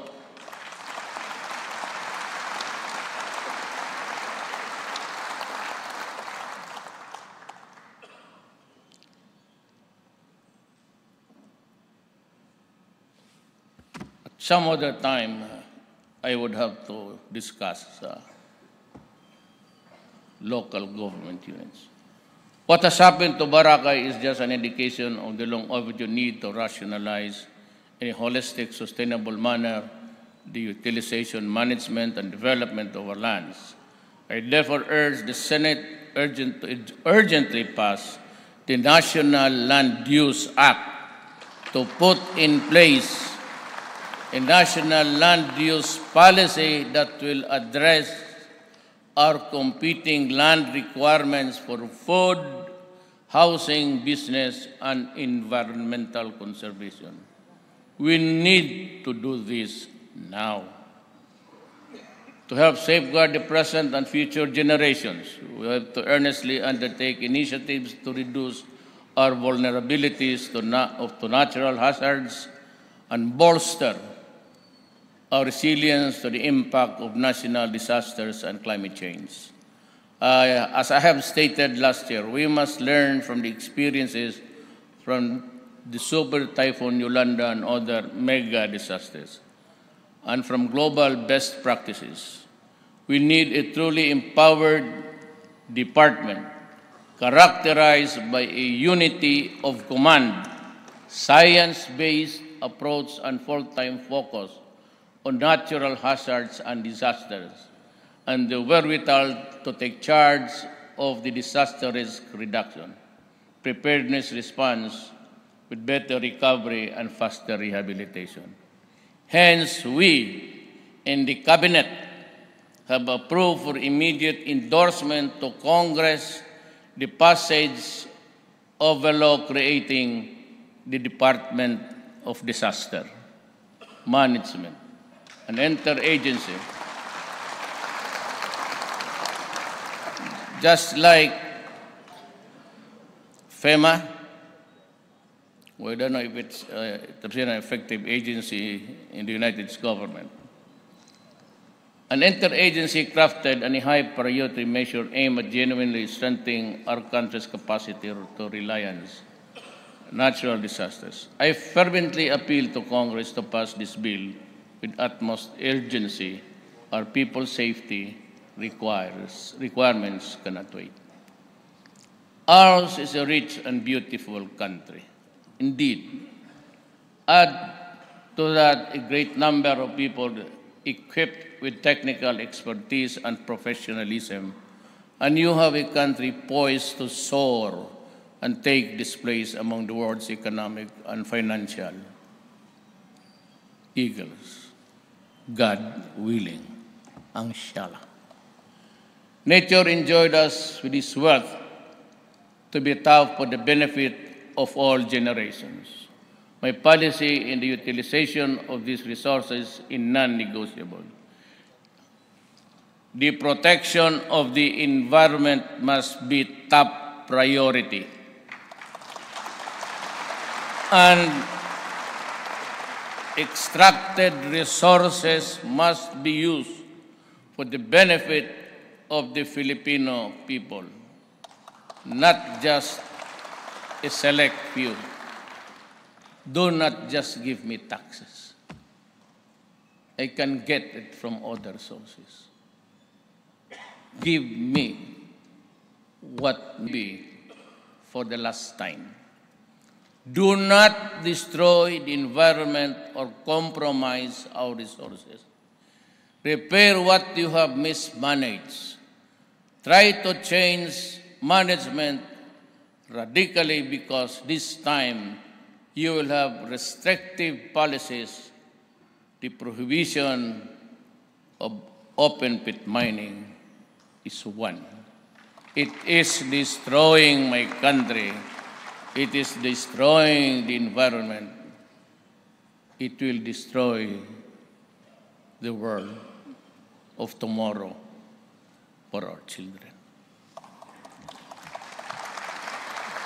I again warn responsible miners along with their patrons to stop destroying our watersheds, recharge areas, forests, and aquatic resources. You can no longer fish in our rivers. It's all contaminated. And the color is not even brown or purple or white. It's black. You want to see it? I will invite you. We can go to the Walwal and the other mining areas.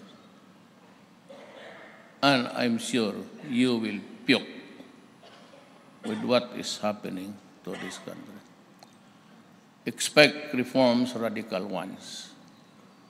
I do not intend to quarrel with anybody who demanded, but for as long as I'm here, I said, you will just have to contend with me. Expect you to do your part in ensuring our nation's sustainable development, starting now. Exhort all concerned agencies and local government units to uphold the concept of intergenerational responsibility in exploring and the utilization of our mineral wealth, protection and preservation of our biodiversity, anchored on the right to a balanced and healthy ecology. I applaud Congress for the timely passage of the train law. You have made funds available to build better roads, bridges, and improve health and education, and strengthen our safety and security. Some have incorrectly blamed our effort towards a fairer tax system for all the price increases in the past months, and some irresponsibly suggesting to stop train implementation. We cannot and should not. We need this for sustainable growth that leaves no Filipino left behind. Train is already helping poor families and senior citizens cope up with rising prices. We have distributed unconditional cash transfer to 4 million people and will help 6 million more this year. Following the 1 peso discount per liter in gas stations, we have also started releasing fuel vouchers to public utility, jeeps, and other valid franchises. Further, we have fast-tracked the distribution of energy rice to provide affordable rice for all. Excuse me. This year, we are giving 149 billion pesos worth of subsidies to the poor and vulnerable. Next year, the amount will be increased to 169 billion pesos. But no amount of subsidy can help the poor if some businesses take advantage of their situation to make more money. I ask businesses to cooperate with us in charging a fair price. To help stabilize rice prices, we also need to address the issue of artificial rice shortage. I now ask all the rice hoarders, cartels, and their protectors. You know that I know who you are. Stop messing with the people. I hate to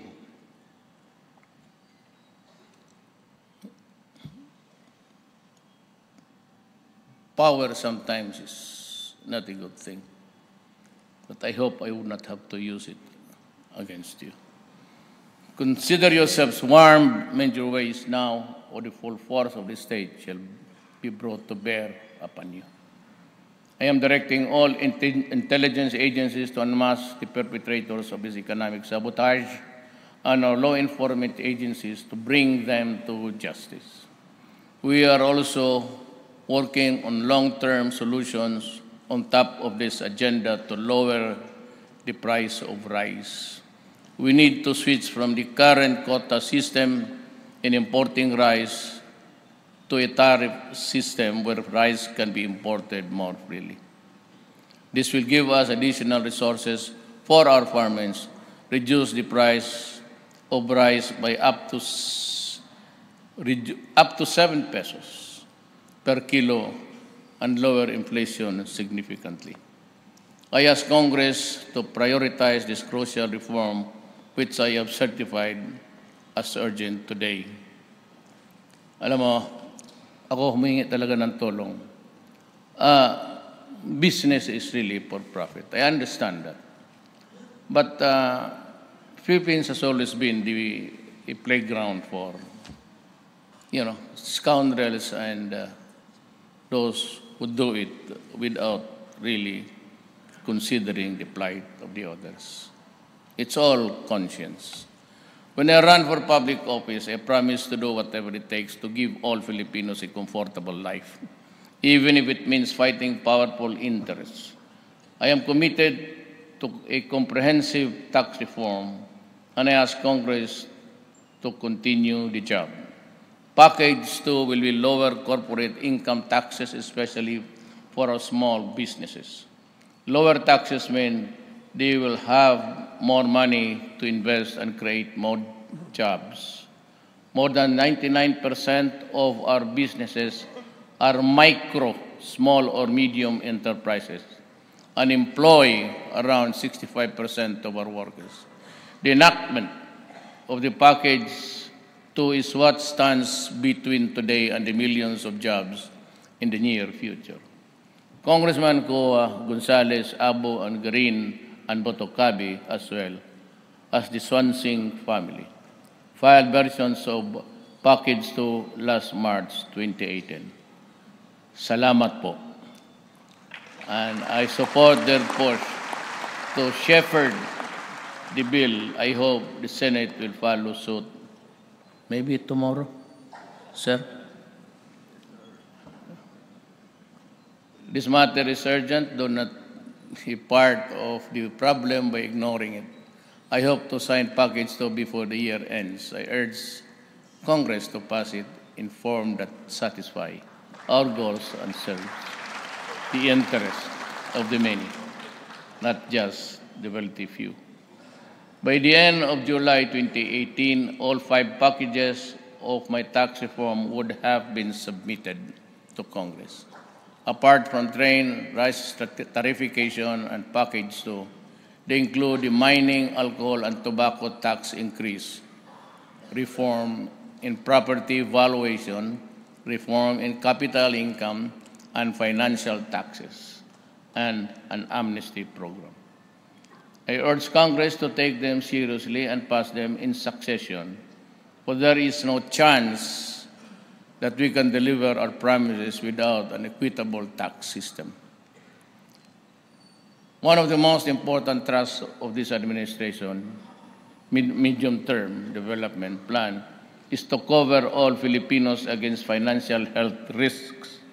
That is why I have directed concerned agencies to streamline the various sources of financial assistance for the people with health-related needs. We're currently institutionalizing the unified implementation of the no-balance billing policy, through which the government and our private healthcare providers can work out a system that will provide an order of charging of medical expenses. Much needs to be done to improve our healthcare system, which remains highly fragmented, resulting in disparity in health outcomes between the rich and the poor, and in the urban areas and rural. While investments in health have increased over the several years, several policy and operational bottlenecks have constrained universal health care for this country. We shall pool our resources for health services under the Philippines institutionalized primary care as a prerequisite to access higher level of health care and supplement human resource gaps in the LGUs through a national health workforce support system. This will ensure that every Filipino gets the appropriate, affordable, and quality health services in appropriate facilities and will be protected from financial burden due to sickness. To this end, I urge the speedy passage of the Universal Healthcare Bill authored by former Representative Harry Roque.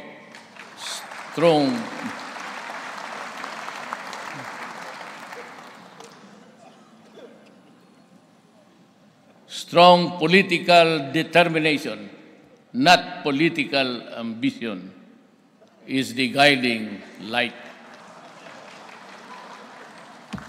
I have no illusions of occupying this office one day longer than what the Constitution under which I was elected permits, or under whatever constitution there might be.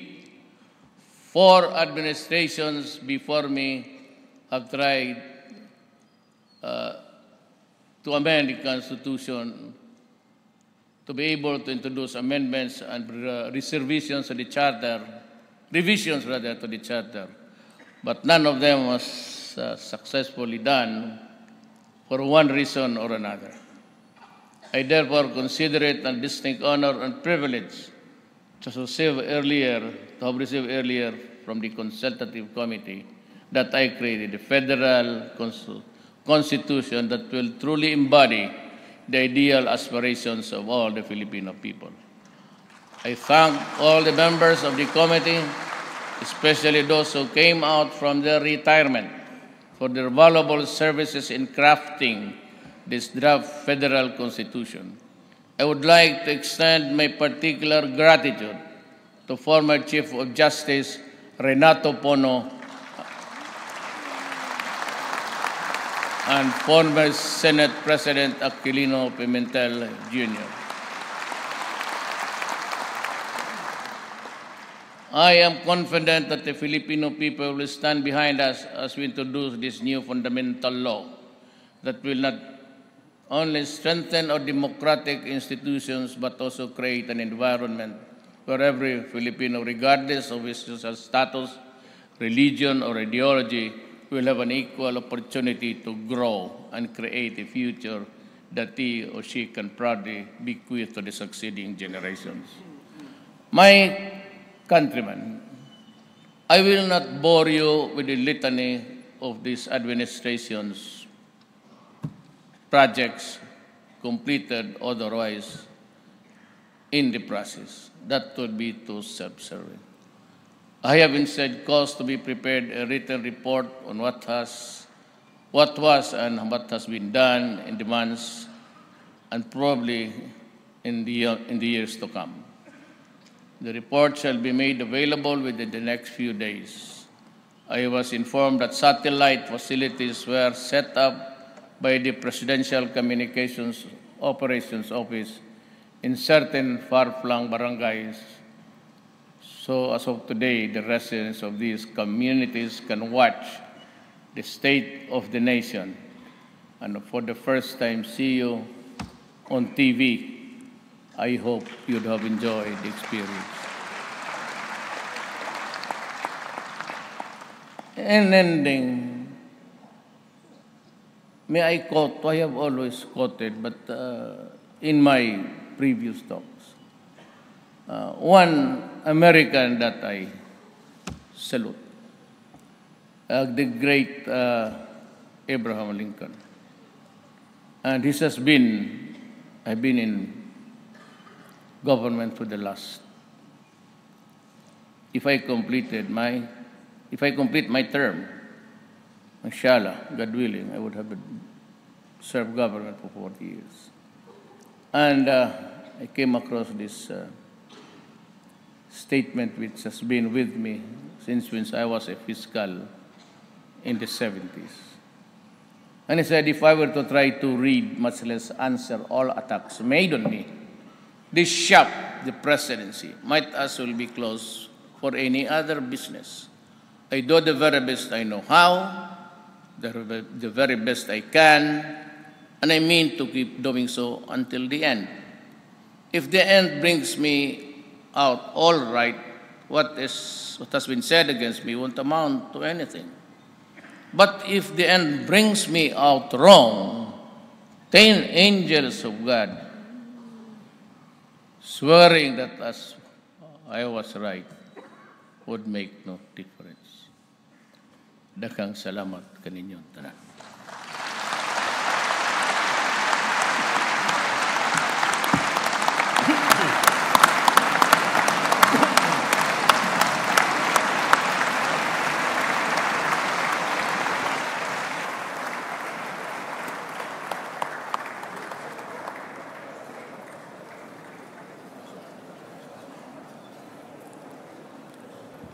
On the part of the Senate, the joint session is adjourned.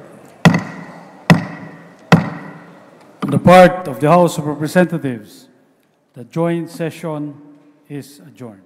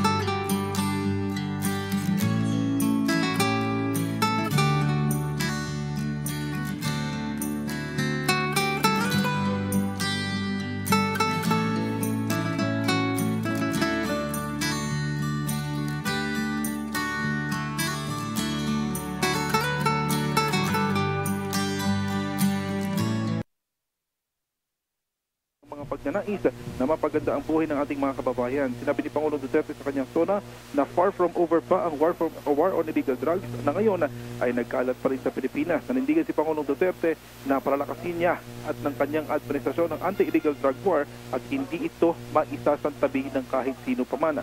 Alam niya na may mga drug pushers, may mga alaman niya ng mga drug pushers at mga drug users na may mga mangyayari sa kanila bagay o mga kanila na nakasaad sa mga batas, pero at lalo na kung manlalaban ang mga ito. Pero sa kabilaan niya ng mga ginagawa ng administrasyon ay patuloy pa rin ang mga drug pushers at mga drug users na gumawa ng illegal na gawain.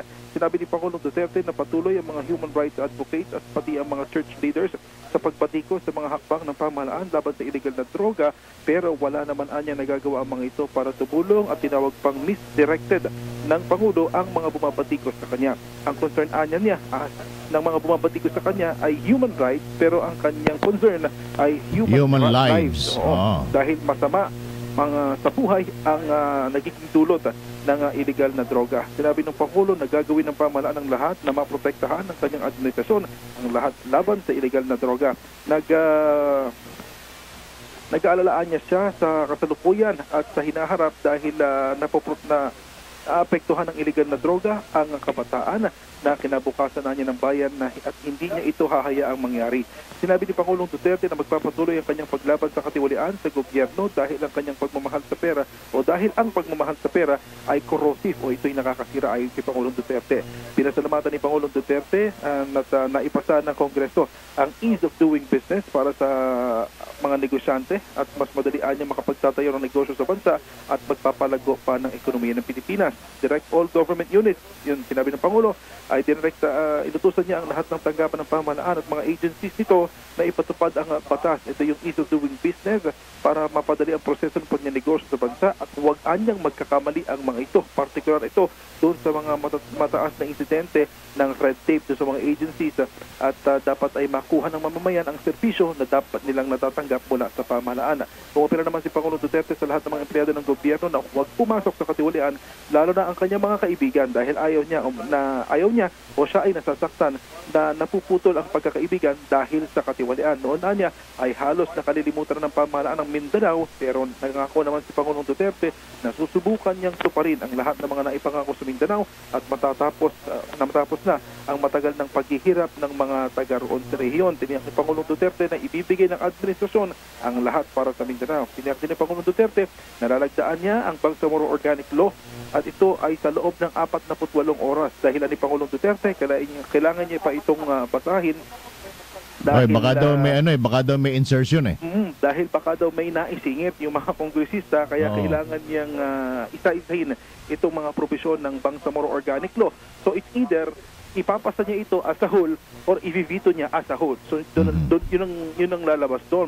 So binabanggit ng Pangulo na ang kaguluhan sa Marawi City binanggit ng Pangulo yung kaguluhan sa Marawi City at sinabi din niya na para doon sa mga remnants ng mga terorista sa Mindanao ay welcome na welcome ang mga ito kung magbabalik loob sila sa pamahalaan. Sinabi ng Pangulo na gusto niyang magkaroon ng kapayapaan talaga sa rehiyon niya doon sa kanyang pinanggalingan sa Mindanao.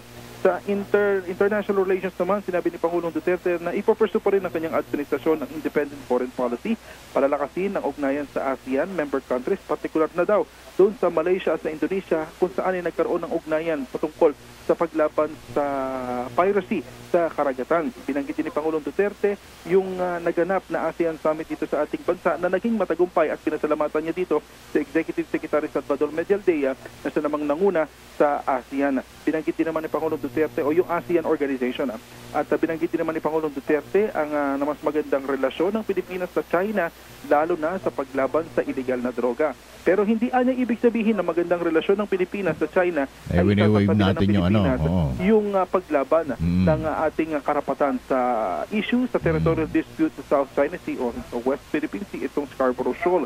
Sinabi ng Pangulo na dahil sa pagkakaibigan ng Pilipinas sa China ay maaari na ulit na makapangisda ang mga Pilipino sa Scarborough Shoal, hindi katulad noon ng nakaraang administrasyon na talagang pinagbabawalan ang ating mga kababayan ng mga isla. Pero Deo, wala siyang partikular ang tinukoy kung paanong plano talaga sa West Philippine Sea. Wala. Ang sinabi lang niya hindi naman natin wini-wave yung ating karapatan dyan sa West Philippine Sea. Oo. Pero kung magbabasa tayo doon sa mga nakaraan pang talumpati ni Pangulong Duterte before this Sona, ay sinasabi niya na time will come at darating ang panahon na iyon sa kanyang administrasyon na talagang isusulong niya sa China ang karapatan ng Pilipinas doon sa disputed island sa West Philippine Sea. May binanggit siya yung hagbang na ginagawa ng ating bansa pati ng China, yung bilateral.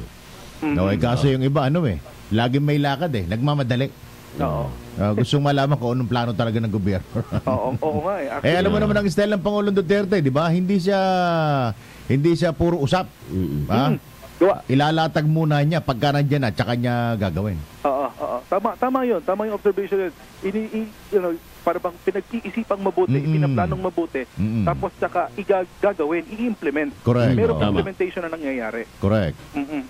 At kinilala din naman ni Pangulong Duterte ang kabayanihan ng mga overseas Filipino workers dahil sa kanilang malaking ambag sa ating bayan. Kaya naman tiniyak ng Pangulo na pangangalagaan ng kanyang administrasyon ang kapakanan ng mga ito. Kaya naman sabi ng Pangulo, nakikipag-ugnayan ng kanyang administrasyon sa lahat ng mga bansa kung saan naroon ng mga OFWs na tulungan ang pamahalaan, ang Pilipinas, para mapangalagaan ang kapakanan ng mga OFWs. Kaya naman umapila si Pangulong Duterte sa mga bansa na ito. Ito ay directed doon sa mga miyembro ng diplomatic corps na nandito rin ngayon sa Kamara, kung saan sinasabi ng Pangulo na dapat ay tumulong sila sa ating gobyerno na pangalagaan ang mga OFWs, overseas Filipino workers. Binanggit din ni Pangulong Duterte itong laban ng kanyang administrasyon kontra sa kontraktualisasyon. Sinabi ng Pangulo, 300,000 na empleyado ang naregular dahil sa kanyang sa mga hakbang ng kanyang administrasyon para labanan ng kontraktualisasyon. Pero sabi ng Pangulo, hindi o limitado yung kapangyarihan ng ehekutibo. Wala sa kanyang kamay, ano? Tama, wala sa kanyang kamay. Ang buong kapangyarihan. Kulang ang ngipin ng ehekutibo para tuluyang tanggalin ang kontraktualisasyon. Kaya naman umapila si Pangulong Duterte sa Kamara, sa lower, sa upper house na magpasa ng batas o amyendahan ng labor law para ito ay gawan ng paraan, para ito ay tuluyang maipagbawal. Yan naging emphasis pa nga dyan, Deo, to end all form of contractualization. Oo, tama yun. To end all form of contractualization. Yun ang inaapila ni Pangulong Duterte sa mga kasama niya, lalo na yung super majority na tinatawag dito sa Kongreso, maging dito sa Kongreso, the upper house and the lower house. At binanggit din naman ni Pangulong Duterte itong third player, telecommunication. Ito ay gusto nating lahat, pinalakpakan din ito Hindi na natin nabilang kung ilang palakpak, pero marami-rami din. Pero as to compare doon sa mga nakaraan, mas konti ito dahil sandali lang yung Sona. Pero yung particular na report na yan ang habang dinidiscuss niya o nilalatag niya, yan yung sunod-sunod ng palakpakan Dahil lahat ng nandito sa Kamara, lahat ng nandito ngayon, guest pa yan, congressman, media, normal na tao, biktima, opisyal, apektado dyan apektado tayong lahat dyan doon sa bagal ng serbisyo na naibibigay ng tinatawag na duopoly. So binanggit ng Pangulo yung telecommunication na may kondisyon siyang inilatag kung saan ay sinabi ng Pangulo dapat ay makapagbigay ng mas mabilis na serbisyo sa mas mura, yung mas maaabot ng ating mga kababayan. Comprehensive. Ito ay para mabuwag ang duopoly na matagal nang umihiral sa bansa. Malasakit centers in Cebu, sinabi ng Pangulo, yan ay itinayo ng kanyang administrasyon sa pangunguna naman itong si Secretary Bongo. Yan ay itinayo sa Cebu, sa Tacloban at Iloilo kung saan ay pwedeng lumapit dyan ng mamamayan at doon makakahingi ng tulong from the national government directly. Binati din naman ng Pangulo ang libreng edukasyon sa bansa. Ito ay naipasa sa loob ng kanyang administrasyon sa tertiary education. Libre na sa lahat ng mga pampublikong paaralan, sa mga ang tawag dito, SUCs, yan, mga SUCs. Yun ang binabanggit ng Pangulo, pati na rin yung pagtataas ng sweldo ng mga nasa uniformadong hanay. So, merong binanggit si Pangulo pa, mga sandali, meron tayong mga nadinig doon na yun yung mga pangako niya na natupad na. Yun yung mga pangako niya na natupad na. Sa issue naman ng Boracay, sinabi ni Pangulong Duterte na dapat ay talagang nagdesisyon na ang pamahalaan dito. Hindi niya ini-accept sa sarili niya na talagang kahit siya part of his administration, parang tila napabayaan, pero dapat ito ngayon ay mapagdesisyon na. At sinabi ng Pangulo na susunod ang iba pang mga tourist destinations na gagawin ng pamahalaan at tututukan din niya ang mga ito tulad ng ginawang pagtutok ng pamahalaan doon sa ginawa sa Boracay. At nangako-open na din naman si Pangulong Duterte sa mga lokal na opisyal ng pamahalaan sa lahat ng mga tourist destination na ang gawin ay ipatupad ang batas ng mga umiiral para mapangalagaan ang kalikasan. Doon naman ang Pangulo, sinabi niya na umapela din siya sa Senado na ipasa itong National Land Use Act para naman maisaayos ang mga issue sa pagkain, sa housing at sa environmental para maprotektahan din ang hinaharap ng Pilipinas. Binanggit ng Pangulo na i-endorso ng ehekutibo ang lahat. Ito pala, ang isang panukalang batas na siyang bubuo sa Disaster Resiliency Preparedness Department. Yung sinasabi ng Pangulo at ito daw ay para dapat ding tutukan ng Kongreso dahil ito ay magliligtas sa buhay ng ating mga kababayan. Yung tatawaging Department of Disaster Management ba? Tama ba? Parang ganon. Dahil, kumbaga, ito kasing National Disaster Risk Reduction and Management Council, ito isang konseho na binubuo lamang yan kapag tuwing nagkakaroon, nabubuo lang yan tuwing nagkakaroon ng kalamidad. Pero itong department na ito, whether walang kalamidad, gagalaw yan. Meron para magkaroon ng preparedness ang ating bansa sa calamity. So yan ang in-endorse ng Pangulo at sanaan niya ay maging prioridad ng Kongreso. Doon sa issue naman ng mining ay sinabi ng Pangulo na talagang kontra siya doon sa open pit mining dahil ayaw niya na nakakasira ito sa ating bansa, nakakasira ito sa kalikasan, at sinabi ng Pangulo talaga magkakaroon ng radical changes doon sa mining industry. At doon sa mga iba pang speeches ni Pangulong Duterte, sabi niya, he will come to decide kung ipagbabawal ba totally ang open pit mining come to December. Sa December, siya magdidesisyon doon sa issue ng open pit mining. Pinasalamatan din naman ni Pangulong Duterte ang Kongreso sa pagpasa ng train law dahil ito yung unang taon na ipinatutupad ang Tax Acceleration and Inclusion Act ng administrasyon dahil sabi ng Pangulo, mayroon ng pondo ang pamahalaan para sa mga infrastructure project, build program. At para naman niya doon sa mga nananawagan na ihinto itong train law dahil tumataas ang inflation rate, mataas ang presyo ng mga bilihin. Sinabi ni Pangulong Duterte, hindi po pwedeng ito ay ihinto. Hindi po pwedeng isuspindi ang pagpapatupad ng train dahil marami ng mga Pilipino ang natutulungan ng train law at binanggit ng Pangulo itong mga benepisyaryo ng conditional cash transfer program at unconditional cash transfer program, pati na rin yung iba pang mga benepisyo na nakukuha ng ating mga kababayan dahil sa train law. Hindi niya pwedeng ihinto yung train law, manapa, nagbigay siya ng warning dun sa mga mapagsamantalang negosyante na kinakalakalang train law at nagtataas sila ng kanilang mga presyo. Tama. Yun na yung susunod nating babanggitin dahil doon sa rice cartel, naging particular si Pangulong Duterte Correct, sa rice cartel. At meron pang nabalita dito, nabalita na meron daw tinawagan si Pangulong Duterte doon sa isang cabinet meeting na parang kilala na nagpapatakbo ng rice cartel at minura pa ito ng Pangulo through the phone sa harap ng kanyang gabinete. So wala namang pangalan na binanggit ang sources namin at wala pa din namang iba pang detalye na ibibigay. May tinawagan siya. May tinawagan na ibigay ng telepono at kilala niya kasi sinabi niya doon sa kanyang Sona, kilala niya kung sino yung mga nasa rice cartel. Kaya umapila siya sa mga ito na ihinto yung kanilang mga ginagawa dahil kailangan maging normalize o mapababa. Di ba nga mayor pa lang siya nung siya ipatawag sa Senado, may kinalaman sa di ba? Yung rice smuggling dyan sa Mindanao. Naalala ko pa yun. Nung tinanong siya ni dating Senate President Juan Ponce Enrile, what will you do? Shoot him. Ganun. Kaya pupunta ka ng Davao, papatayin kita.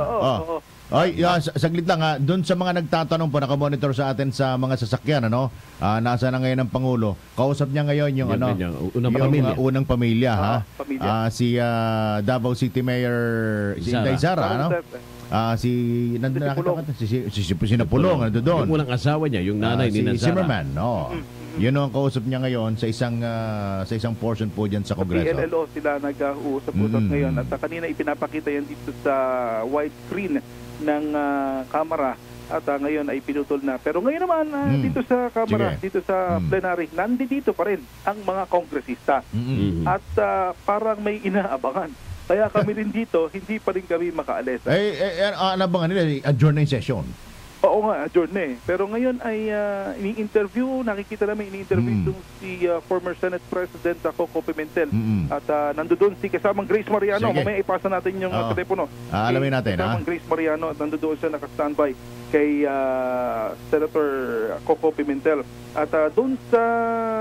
Sige, ano pa yung mga iba? Ano pa yung mga iba mga halagang nabanggit ng Pangulo? Bukod doon sa train law, nabanggit ng Pangulo itong rice cartel at ito pa, sa bandang huli, patapos na to.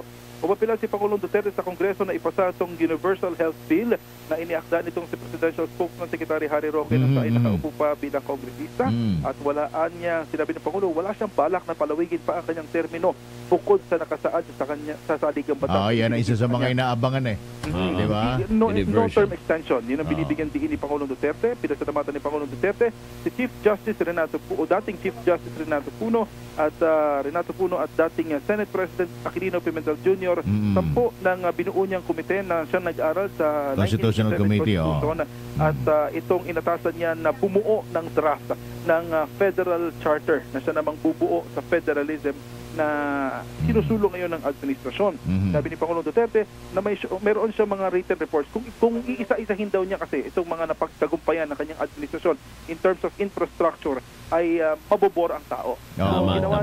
Ang ginawa ng Presidential Communications Operations Office sa pangunguna naman ito si Secretary Martin Andaral ay ang PCOO ay nagpakalat sa mga barangay ng mga parang caravan na siyang magbibigay ng mga impormasyon ng mga napagtagumpayan ng administrasyon sa taong bayan. Parang ganito na lang bawa dun sa infrastructure, no? Hindi man ipinangangalanda ka ng Duterte administration, halimbawa nadaan ka dun, ito yung pinagawa ng yun. Na pinagawa ng Pangulong Duterte. Yung mga ganun, di ba? Yun. Parang ganun ang style niya Yun yung gagawin ngayon ng PCOO sa pangunguna sa Secretary Martin Andaral. So yun ang kabuuan. Meron pa siyang binanggit. Alin doon? Si Secretary Bongo, yung mga malasakit center. Nabanggit yung malasakit center na sinabi ni Pangulong Duterte. Gusto niya ito yung pinangunahan ni Secretary Bongo at ito ay tinayo sa Tacloban, Cebu at sa Iloilo. Kasi si Secretary Bongo officially siya yung kumakatawan sa Pangulong Duterte kapag hindi makakapunta. Yun nababatikos din kasi hindi siya pinagtatanggol ko. Pero on the side of the ng executive, ang sinasabi kasi ng Malacanang, sinasabi ni Secretary Bongo, hindi ako namumulitika dahil ako'y nandito. Ako ay nandito dahil ako'y kumakatawan sa presidente. Tama. So, yun ang binabanggit niya. Nandito ako, kung nasan ako ngayon, dahil kinakatawan ko ang presidente at inutusan ako ng presidente na gawin ito. Alangan namang utos siya ng presidente, ayoko pumunta niya.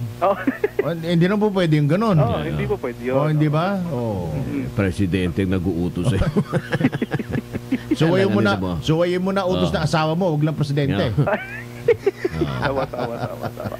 So yun ang kabuuan, yun ang ilan sa mga salient points ng State of the Nation address ni Pangulong Rodrigo Duterte na ikatlo ngayong taon na ito. At sa ngayon ay ibibigay natin ng iba pang mga detalye ng mga reaksyon naman ng ating mga kongresista, mga senador at ating mga kababayan. Mula naman sa ating iba pang mga reporters, kasama Grace Mariano, nakikita ko na dito sa plenaryo. Andito si Conde Bata, si Joyce Adra at ang iba pang mga radyoman reporters. Mula dito sa Kamara, para sa Sona ng Pagbabago, Radyoman 5, Deo de Guzman, Tatak RMN, Dzxl 558. Sona ng Pagbabago, ang ikatlong yugto, the Dzxl Special Coverage. Maraming salamat si XL Radyoman Deo de Guzman. Okay, kambyo tayo. Puntahan naman natin ang kinaroroonan ni Radyoman Grace Mariano. Grace, Grace. Dito ako sa loob ng plenaryo ng mababang kapulungan at ngayon mangilang-ilang kongresista at mga senador pa lamang yung nakakalabas. Karamihan ay nandirito pa sa loob ng session hall. Kanina nakausap natin si Senator Grace po, sabi niya kung talagang kilala ng mga otoridad, naniniwala siya na kilala talaga ng mga otoridad yung nasa likod ng pagsabotahe sa bigas niya, sana daw hulihin at tuluyan ng ang kasuhan. Sabi naman ni Senate President Pro Tempore Ralph Recto, sabi niya yung inasal kanina ng Congress, makikita isang tanong kung kaya ba nila talagang isagawa ang charter change, diba? Dahil kanina nga bago ang Sona ni Pangulong Duterte, nagkaroon ng problema kung saan na nalumpa pa kanina si Congresswoman Gloria Arroyo bilang bagong pinuno o House Speaker, pero si Alvarez pa rin naman. Nagkaroon ng status quo na sitwasyon kung saan si Alvarez pa rin kanina yung naupo.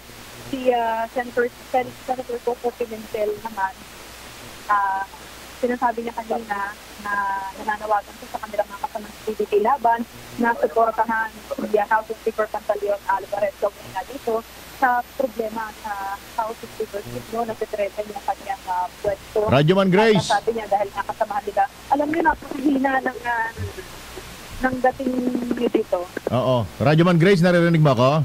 Narinig mo kami? Medyo.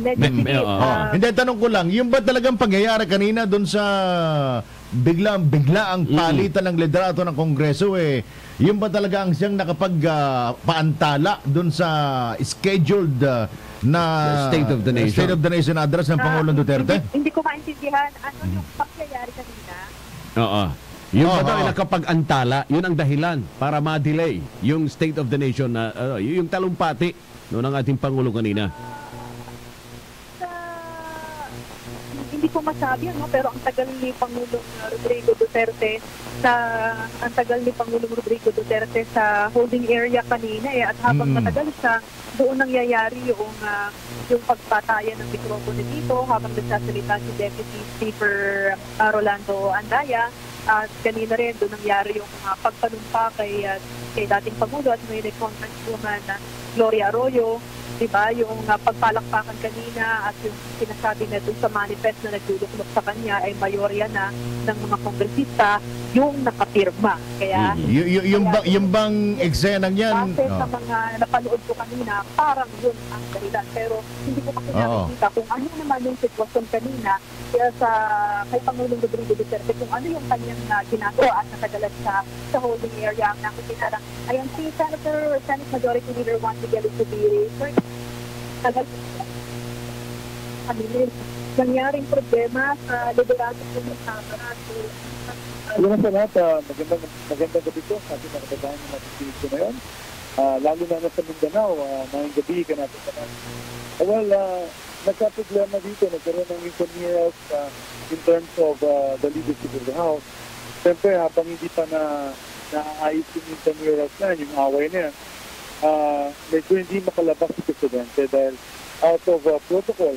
Mahirap naman kung may nag-aaway-aaway dito sa plenaryo at yung Presidente ay nandun sa taas sa podium at baka mapariyak ng ating Pangulo.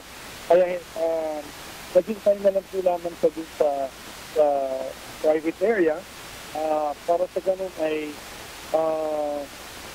maayos muna ang gusto dito sa plenaryo involving our colleagues in the House of Representatives. Senator? Grace? Hindi naman sana. Ano naman, ministerial na lang yun. Inapprove na namin yung bicameral committee in the part of the Senate. So in the part of the House of Representatives, it's ministerial. Hopefully they'll adapt and ratify it tomorrow afternoon. Pag-usap po na kami ng session. Sana po yung bangayan at hawayan dito, political changes that may happen or transpire tomorrow na hindi po maapektuhan ng approval nito. Ito po isang landmark legislation. Nakita niyo naman, Presidente, binanggit niya, it's approved already. Thumbs up nga niya ako, nag-thumbs up ko sa akin.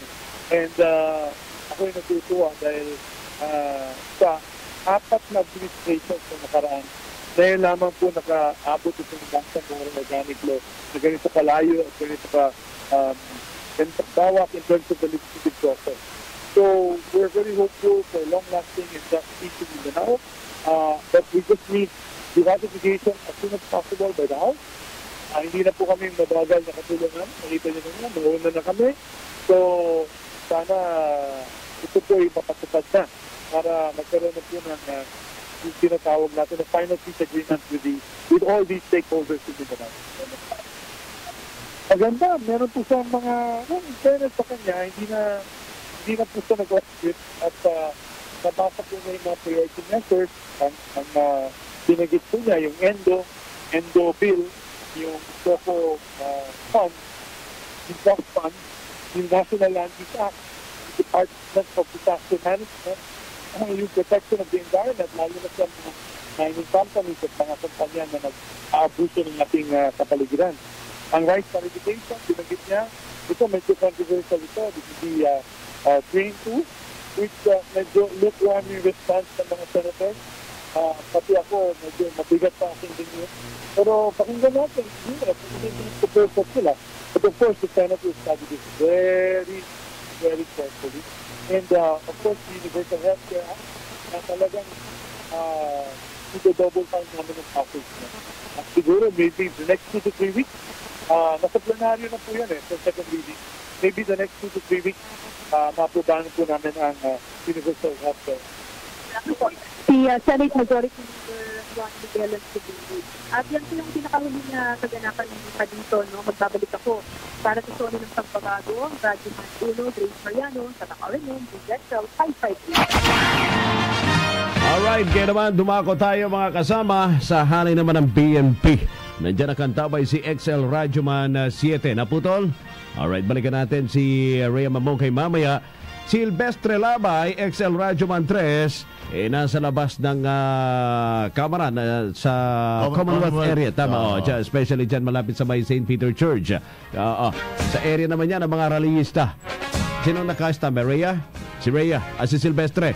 Alright, diretso tayo kay Silvestre Labay, Dzxl Radyoman 3. Bye, go ahead. Radyoman Rob at Willie ay katabi kasi yung college national president si Ferdinand Pagbabago. Reaction mo doon sa Sona ni Pangulong Rodrigo Duterte. Well, sa narinig ko kanina, walang bago dito sa binabanggit niya. At ang masakit niyan, dinidepensa niya yung hindi kayang depensahan. Pinagpipilitan niya na kailangan yung train law para sa mga mamamayan at dapat daw magsakripisyo tayo. Pero habang ang mga taong bayan ay naglulugmok, bunga ng mataas na presyo na langis, pagkain, tubig, kuryente, pati bigas, ay sinasabing kailangan pa rin itong train law. At meron pang several phases ng new round of taxes Bye. na lalong pahirapan. Rambo, balikan ka namin ha. Antala, mukhang merong may kahawating dyan. Well, lumalabas kanina, ang reason sa delay na naganap kanina, kasi dapat normally 4 o'clock ang Sona. Pero more than an hour ay na-delay yung Sona. Dahil dun sa political bickering na nagaganap na yun, sigurado balita na ngayon na sinikap nilang i-oust si Speaker of the House, Pantaleon Alvarez, sa pamamagitan ng manifesto. Pero ang ipapalit daw ay si former President Gloria Macapagal Arroyo. Kaya't nagkaroon ng delay kasi ayaw pumayag, siyempre, ni Alvarez sa prosesong ito. Pero yan yung indication ng kanong ating pamumunang meron si Pangulong Duterte. Okay, bye. Okay. Balikan ka namin, bye. Balik tayo sa may... Sa loob ng Kongreso. Ng Kongreso muna. Okay, balik kayo, Radyoman Rod at Willie. Thank you very much. Alas 6:40, 20 minuto bago sumapit ang alas 7 po ng gabi. Balikan po natin ang loob ng Kongreso. Naroon si Radyoman Conde Batak. Kaming Conde. Kasamang Rod, kasamang Willie, katabi natin si Akbay Representative Tom Villarin. Kaugnay pa rin sa naging kaguluhan kanina sa speakership. But these signatures are just parang intention. Ang hinahanap is the process. So, if there's really a formal motion, again, that should be brought forward sa isang session, no? In plenary. Pero may well, they are forcing to have again another session, even if it has been adjourned, no? Kasi ang order of the day is still just the Sona. So, I don't know what's the objective. Bakit ito? Baka they still have to clear out yung mga deputy speakers, yung mga committee. Ang malinaw ngayon, dalawa ang House Speaker natin. No, isa ngayon is still Speaker Alvarez, no? Without that formal process. But ang sabi ko nga, you have former President Gloria Arroyo with 161 signatures. To manifesto. So if that manifesto is open and accepted the floor, then that's it. Siya na yung magiging speaker. Conde. Yes, kasamang Willie. Itanong mo nga, dun sa bilang 161, hindi yun pabasta-basta makukuha. Meron na ba mga parang prior arrangement bago itong Sona na ito? Okay, inabot natin. Tanong mo.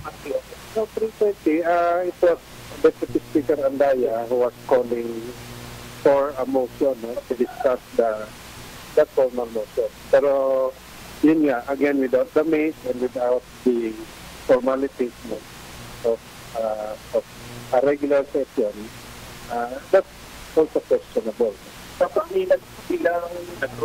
Yeah, there was a roll call supposedly for primarily dun sa 161. Yes.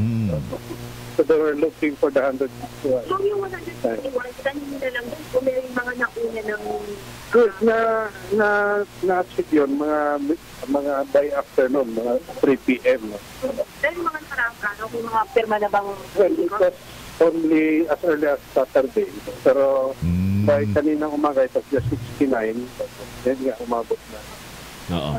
Nagkagapangan na kaagad. Tinawag na si BCG, may pinaakit kung sa Twitter Cross, yung pinanong pa.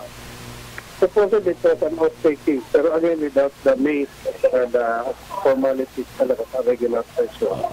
Cons, pakitanong nga. Kung nag-motion ba kanina na i-makati posisyon ng speaker? Kasi hindi namin naririnig sa loob na.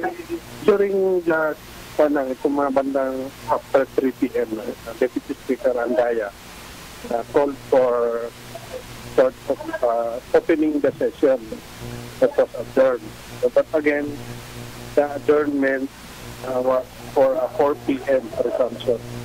So yun po yung problema. Who will be the presiding officer? Pansamantala lang ba ito? Sa ngayon, bukas, baka most likely it will be formalized. But let's see kung anong mangyari. Cons. Oo. Salamat. Konde. Tempo si Congressman Representative Tom Villar. Yes po. Baka mahabol mo. Kasi nandiyan pa ba si Kong? Gusto ko lang sana binanggit ba niya kanina kung ano yung nag-udyog dito sa mga congressman para palitan itong si House Speaker? Ano po ulit? Ano yung pinakadahilan? Pinakadahilan. Yung pinakaugatan. Pinakaugatan. Ano daw kung pinakadahilan ng mga congressista bakit sinutulong yung pagpapadal? Humantong sa ganyang desisyon. Well, I think primarily it's leadership. An issue with his leadership style. So, marami yung medyo may reklamo about how he runs the House. At nagkapatong-patong yan. No? So, there were issues related sa... May pagka-dictator ba? About the zero budget, the issue about tinanggalan ng mga chairmanship. Pwede po ba yung no election sa kasama din po? Definitely, because his post for Noel did not resonate from among the majority coalition. At bakit si PGMA? Ano po ulit? At bakit si PGMA ang inisip nila para palitan si House Speaker?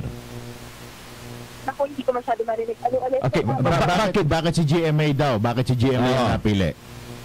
Ang kanilang napili. Actually, dati pa lumulutang na si PGMA talaga. Yung kanilang nakikita, dati lumutang din yung pangalan ni Lord Alan J. Velasco, pero ang pinakamatunog na isinutulong ng mga PGMA dahil nasa may background na rin itong si PGMA, dating Pangulo, yung trust and confidence ng majority din ng mga kongresista ay nakay PGMA. Compare na yun kay House Speaker Patrion Alvarez. Ito, nandito ako sa loob ng plenary. Nasa gitna ngayon itong si Deputy Speaker Rolando Andaya. Nagro-roll call daw Nagro-roll call. Yes, parang ang nagro-roll call dito sa... Hindi lang kami pinapalapit, hinaharangan din kami ng mga security. Nandiyan pa si Congressman na Conde? Yes. Nandiyan pa si Congressman, katabi mo pa? Eto, teka lang, hanap tayo ibang congressman. Oo. Hindi pa, gusto ko lang din malaman, napagay dyan kasi kanina na... Oo. Alive tayo ngayon, kasama po natin si Bayan Muna Representative Kaloyan Zarate. Yes, anong sabi natin na kasama? Nabanggit kasi kanina ni Congressman, yung kausap natin kanina, no? Nabanggit niya kasi na as early as Saturday, nagsimula na yung pangangalap ng suporta, no? Sa papanong paraan, sa Sabado yon, walang opisina yon. Nagkaroon ba ng text brigade? Paano? Curious lang ako malaman. Pumunta ba sila sa isang lugar? Nagtawagan ba sa isang lugar? O kita tayo rito. May pag-uusapan tayo. Paano pamamaraan? Yun ang magandang malaman din Alam mo, lahat naman kung may, meron nang nangyaring gano'n, talagang in-execute na lang nila yan, no? halimbawa ako, kaninang madaling araw lang tinawagan. So, execute nila yan ngayong araw na lang. Kaya, ito, tuloy-tuloy. Sino po nagtatawag, Kong? Mga iba, hindi ko nga kilala yung number. Tapos nagsasabi, ganito, pwede bang suportahan daw si dating Pangulong Arroyo. Hindi niyo po kilala kung sino tumatawag sa inyo? Well, nagpapasabi na sila ay nasa camp ni dating Pangulong Arroyo, no? Okay. Pero I just dismissed that. Tapos nung dumating nga dito sa House of Representatives, doon nagkalinawan na meron niyang attempt at to-unseat the officer. Paano pong approach, Kong, ang ginawa sa inyo? Well, tawag by phone. Pero dito sa House, siyempre, yung mga kanya-kanyang kampo na yan nagtatanong saan ba ang tindig ng bayan doon na makapayan lang. Malinaw naman kasi sa amin So, ito ay awayan ng mga paksyon sa loob ng Duterte administration. Pero at the end of the day, kahit sino man ang manalo rito, sino ang uupo dyan sa speaker's chair, malinaw pa rin ang agenda, dagdag buwis sa ating mamamayan dahil tutulak nila yung train packages at yung pagtutulak nila ng SATSA o charter change na tutungtungan daw ang federalismo, pero sa katotohanan ito ay magtutulak ng dagdag kapangyarihan sa isang Pangulo, magkaroon ng no election, term extension, at ang masahol, bubuksan ito ang ating pambansang patrimonya at ekonomiya sa lalong kontrol ng mga dayuhan. Kung nung tawagan po kayo, paano po ang unang bukana sa inyo nang makausap po kayo? Well, tinatanong lang kung ang tawag ay susuportahan ba namin ang pagpapatalsik kay Speaker Alvarez. Sabi ko naman, doon sa tumawag, sabi ko matagal ng ugong-ugong yan, pero sabi nila, totoo na daw ito, mangyayari na daw kung pwedeng suportahan. Hindi po ba nyo natanong kung anong dahilan na bakit talagang ipinupursige ang ganyang klase ng move against Alvarez? Hindi na kami nag-usap ng matagal, dahil gusto kong putulin na ka-agresyon sa usapan.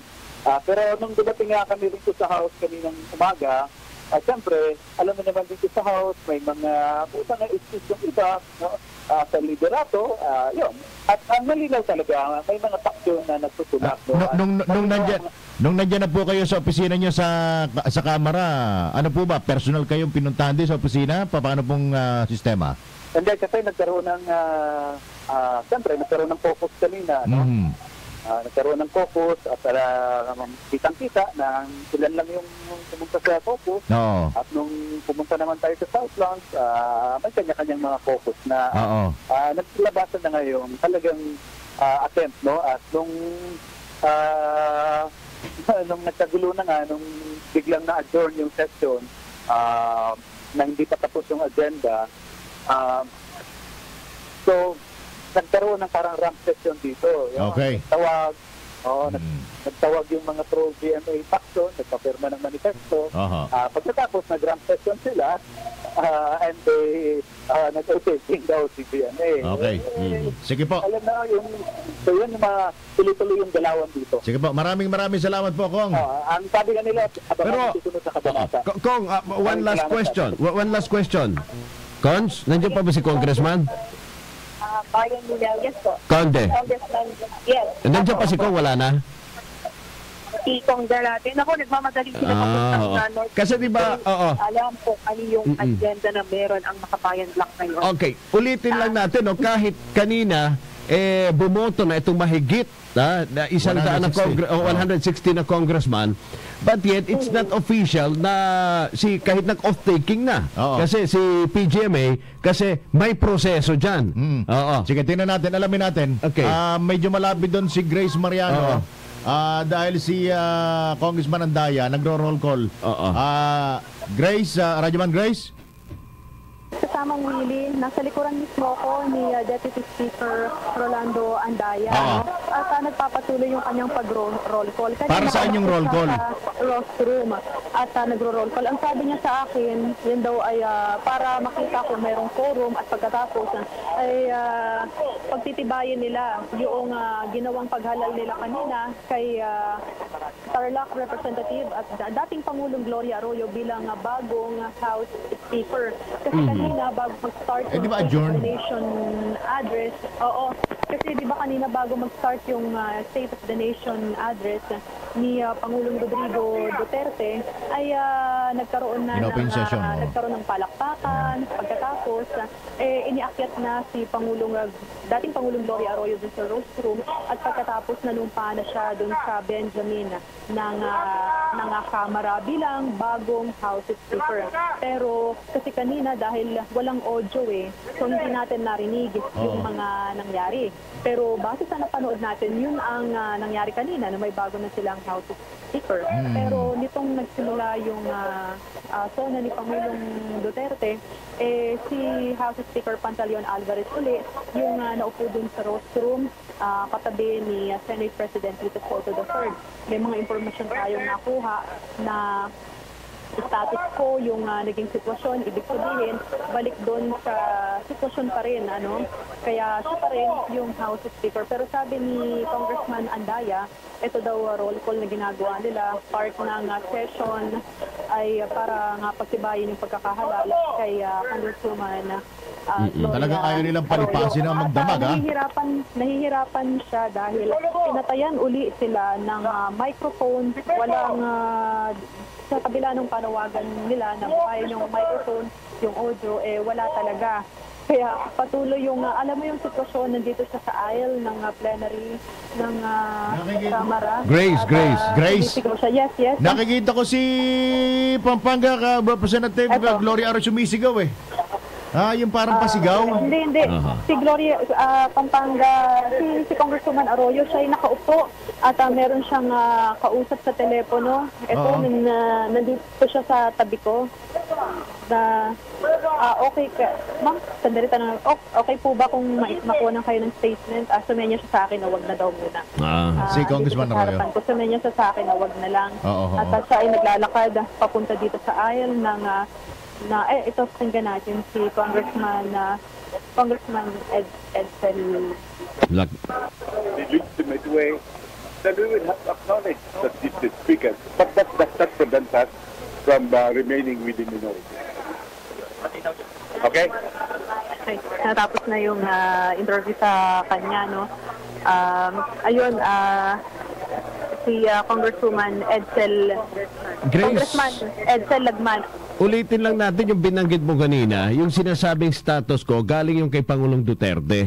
Alam mo, hindi malinaw kung kanino galing yung order na yun No? Pero kasi kanina may binanggit kanina si Deo sa text ni Bongo na kinausap ni Pangulong Duterte yung dalawa. Pero hindi malinaw kung ano yung sinabi ng Pangulong Duterte. So may speculation. With authority, the process will have to proceed.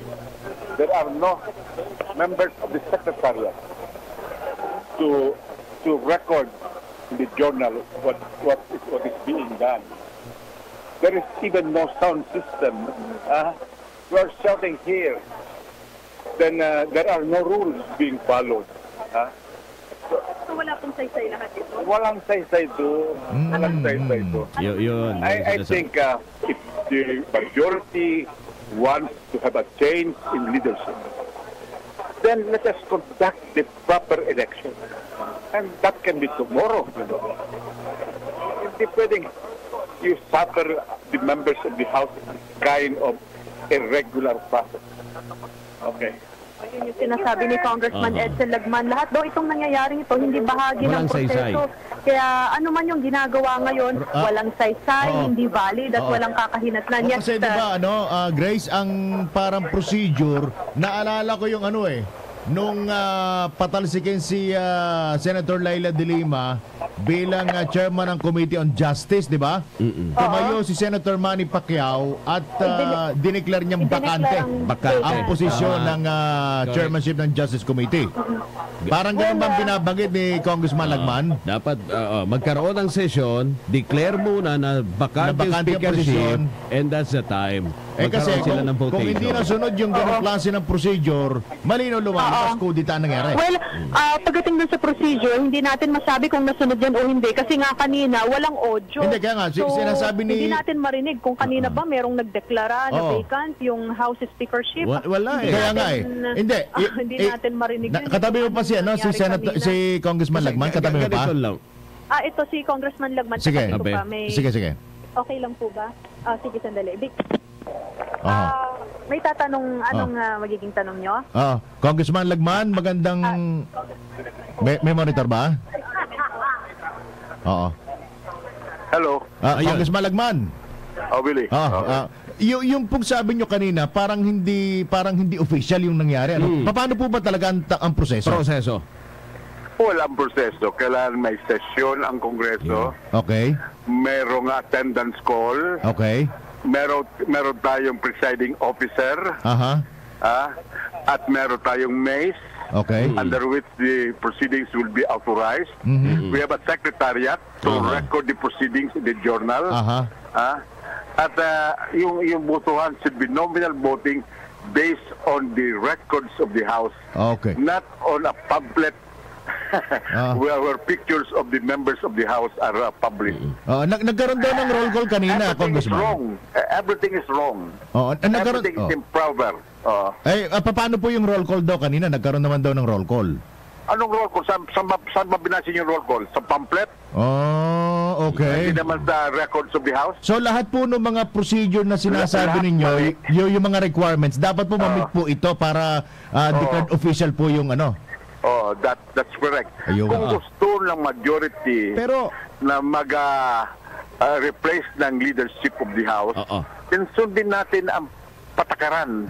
Sundan natin ang rules of the House. At gawin natin na formal ang proseso. Tingnan mo ito, parang palengke dito. Congressman, but who will going to call the session? No, I don't know whoever called the session. Whether the one who called the session is authorized. I don't know whether the session was called. Saan po nang galing yung 160 daw na sumang-ayon? Malagay ko may mga pumirma sa isang endorsement. Okay. Pero hindi ganoon ang proseso. Kailangan may nominal voting para every vote is recorded. Every abstention is recorded. Every negative vote is recorded. Pero paano po ngayon yan, Congressman? Magkakaroon ng confusion ngayon sa leadership ng Kongreso. Hindi lang confusing. Talagang walang bisang nangyayari dito. Okay. Alright. Okay. Congressman, maraming salamat po. Maraming salamat. Salamat. Yan po si Congressman Dzxl Lagman at ayun nga malinaw yung kanyang sinasabi na talagang wala madami palang proseso para talagang masabi mong official yung pero sa tingin ko kung bakit ganun ang naging move ng mga congressman kasi kanina 'di ba nag-abrupt adjourn si Congressman si Speaker yung POL. Kasi parang alam na niya na ipapunta na dyan. Kaya pinigil na kaagad. Kaya yung mga congressman naman, nung ginawa siguro ang ganitong klaseng hagbang ni Speaker Alvarez, gumawa din sila ng kanilang sariling hagbang para kaagad-agad mapababa sa pwesto si Speaker Alvarez. Tama. Which is, ang sinasabi nga, not only Congressman Lagman, but also yung congressman kanina na kausap ni Conde, na hindi tama yung proseso. Kailangan sa session and declare vacant yung position. Grace, sino pang papahalang ng mga congressman dyan makausap natin? Ito, sandali, maghahanap tayo. Actually, madami pa sila dito eh. Si Congressman ito, katabi. Yung bumoto, hanap ka ng bumoto. Yung pro. Maghanap tayo. Maghanap ako ng bumoto. Nandun sige. Pa eh. Kasi nagro-roll call kasi, so nakasiksik sila doon dahil walang microphone. Para sa yung roll call nila? Sumisigaw sila ng present kapag tinatawag yung pangalan nila. At tama si Pero walang sound system ngayon. Walang sound system. Wala, kaya talagang si Deputy Speaker Rolando Andaya talagang sabi niya hinahawakan niya yung kanyang lalamunan habang siya ay nagro-roll call dahil talagang masakit, talagang kailangan niya. Kalalawa kasi niyang plenaryo para marinig ka ng dahil pang tao. Oo. Tama. Anyway, Grace, balikan ka namin mamaya ulit. Itong Congressman Miro Kimbo, kanina meron siyang sinasabi na parang nag-abstain sila. Sandali, sinibigil ako ng kanilang Surgeon at Arms na Nakakapasok na ba kayo dyan sa floor? Ay, actually, andito ko kahapilo nila si Congressman Miro Kimbo. Sir, live po tayo dito, Dzxl Arimen, opo. Okay lang po ba, sir? Kanina po kasi nagkaroon kayo ng press con patungkol dito sa nangyaring botohan ng bagong House Speaker. Ano po ba yung mensahe nyo kanina na parang kayo ba yung nag-abstain? Opo, nag-abstain mo kami kanina.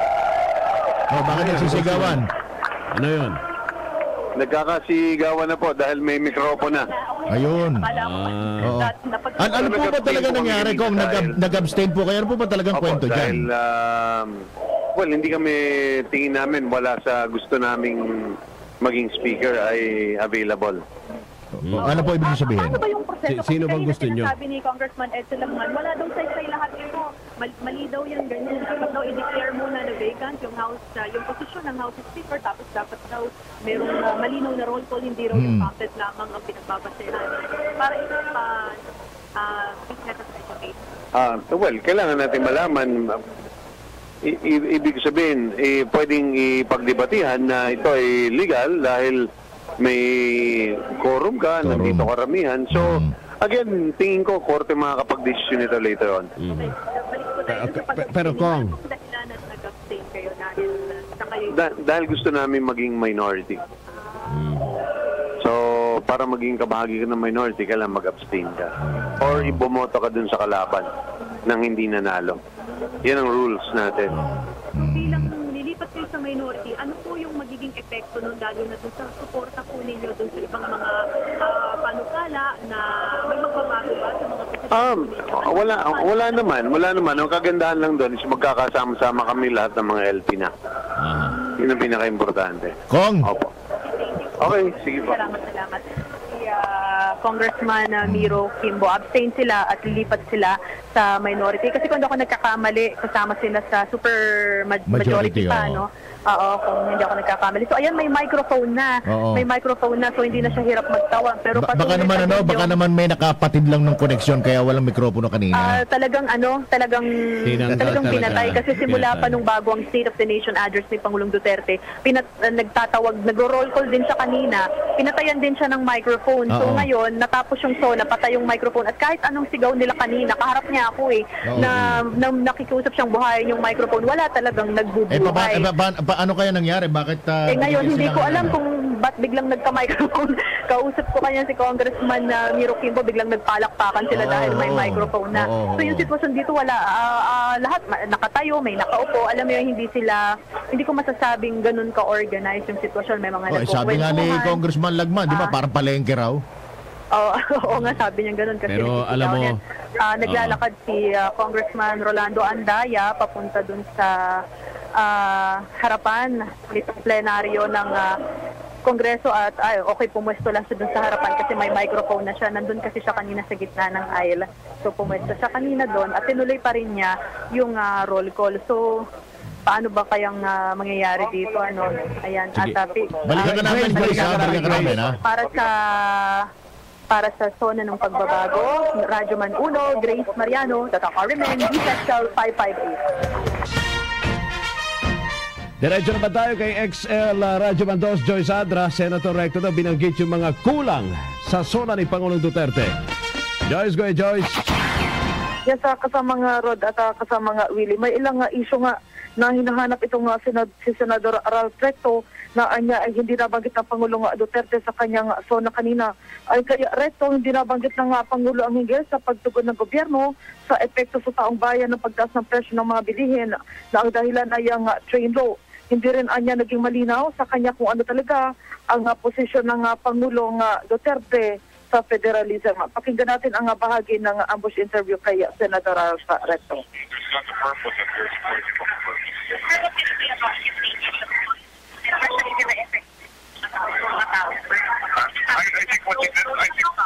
I think what you did not address is how to be addressed inflation. That's one, yun ang kulang. And to make the economy grow at a faster rate as well. What is the key factor to that? Now, I'm not sure if what you meant by, you mentioned something about the full commission. Now, I'm not sure if you're supporting the federalism. But nevertheless, I think that may even destroy the economy. Destroy the trend.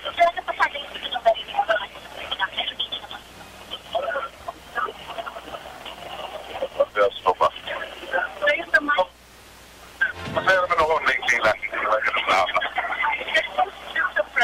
I think with regard to environmental policy, I think he is very strong on ensure that we don't destroy our environment, but that's his support. So remember, political collaboration.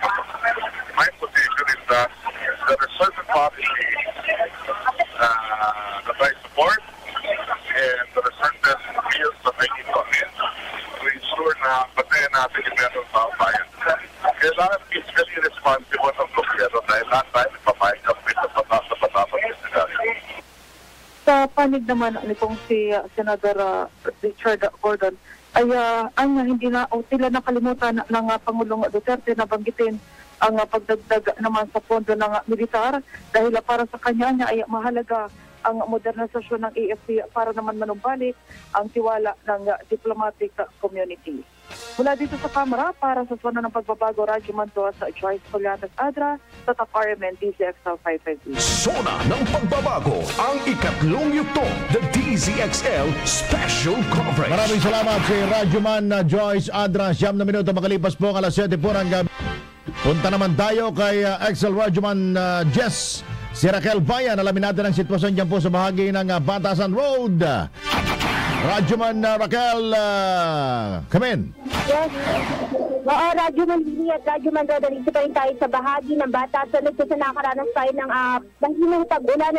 Kanina habang nagsasalita yung Pangulo para sa kanyang ika-3 State of the Nation address ay tahimik na nanonood dito mga taga-suporta ng Pangulo na nagtipon-tipon dito. Pero after niya magsalita, nagpalaksakan at naghiyawan yung mga tao dito kanina. Base sa pinakauling tala ng Philippine National Police, nasa 8,000 yung mga dumalo dito. Pero as of 6 p.m. sa update natin kanina, naging 3,000 na lamang yung mga nanatili dito. Ilan sa mga kilalang personalidad na nakibahagi dito sa Presidente Rally, si Quezon City Vice President Vice Mayor Joe Belmonte, at si DILG Yusek Martin Dino. Ganun umaga naman si DAR Secretary John Castriciones ay nagpunta rin dito at nagbigay ng maikling pangayag lamang. Tinagdag ko na rin in-expect kasi ng mga tao dito na dadating si Pangulong Rodrigo Duterte at nagbibigay ng maikling talumpati. Yung sinasabi nila kanina pa, kaya hanggang ngayon ayaw pa nilang pauwiin yung mga nakikibahagi dito. Ang sinasabi pa ng mga host kanina, kasama daw ni Pangulong Duterte na pupunta dito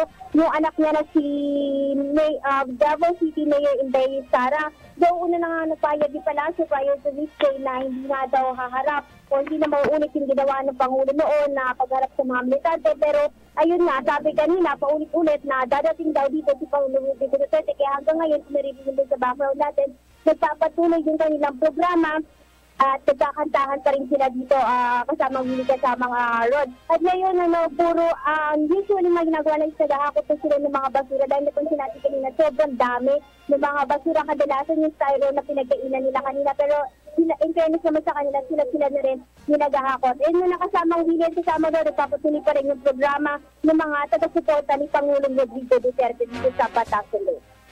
Kaya mo sa Batasan Road para sa Sona ng Pagbabago, Radyo Manjestra Calbayan at sakarin ng Dzxl 552. Bago naman tayo kay Dzxl Radyo Man 4, Angel Ronquillo. Jel, go ahead, Jel. Radyo Man, Rod, yung sinuha nga natin, pinusuhan natin yung ilan sa ating mga ordinaryo mga kababayan, hindi nga dito sa ikatlong State of the Nation address netong si Pangulong Rodrigo Duterte. Yung ilan sa ating mga kababayan, lalong-lalo na yung mga maliliit na vendors, itong si Mang Samuel, siya ay 2 taon ng buko vendor. Ang sabi nitong si Mang Samuel, wala siyang pakialam dito sa Sona ni Pangulong Duterte at sa katunayan, galit pa. Dahil nung nakalipas sa taon, pinayagan daw siya magtinda doon mismo sa may St. Peter's Parish. Pero kanina nga ay doon lamang siya hanggang sa may Ever Commonwealth. Kaya naman napakadismayado nitong ang si Tatay Samuel dahil sa wala siyang kita. Kaya ang sinabi lang niya, wala siyang pakialam dito sa Ikatlong Sona ni Pangulong Duterte. Dahil wala siyang kita. Wala siyang kita kaya wala siyang pakialam. At nagagalit pa nga siya kay Pangulo. Sino? Sabi niya. Yes? Tatanong si parang Willie kung sino daw yung nagrereklamo.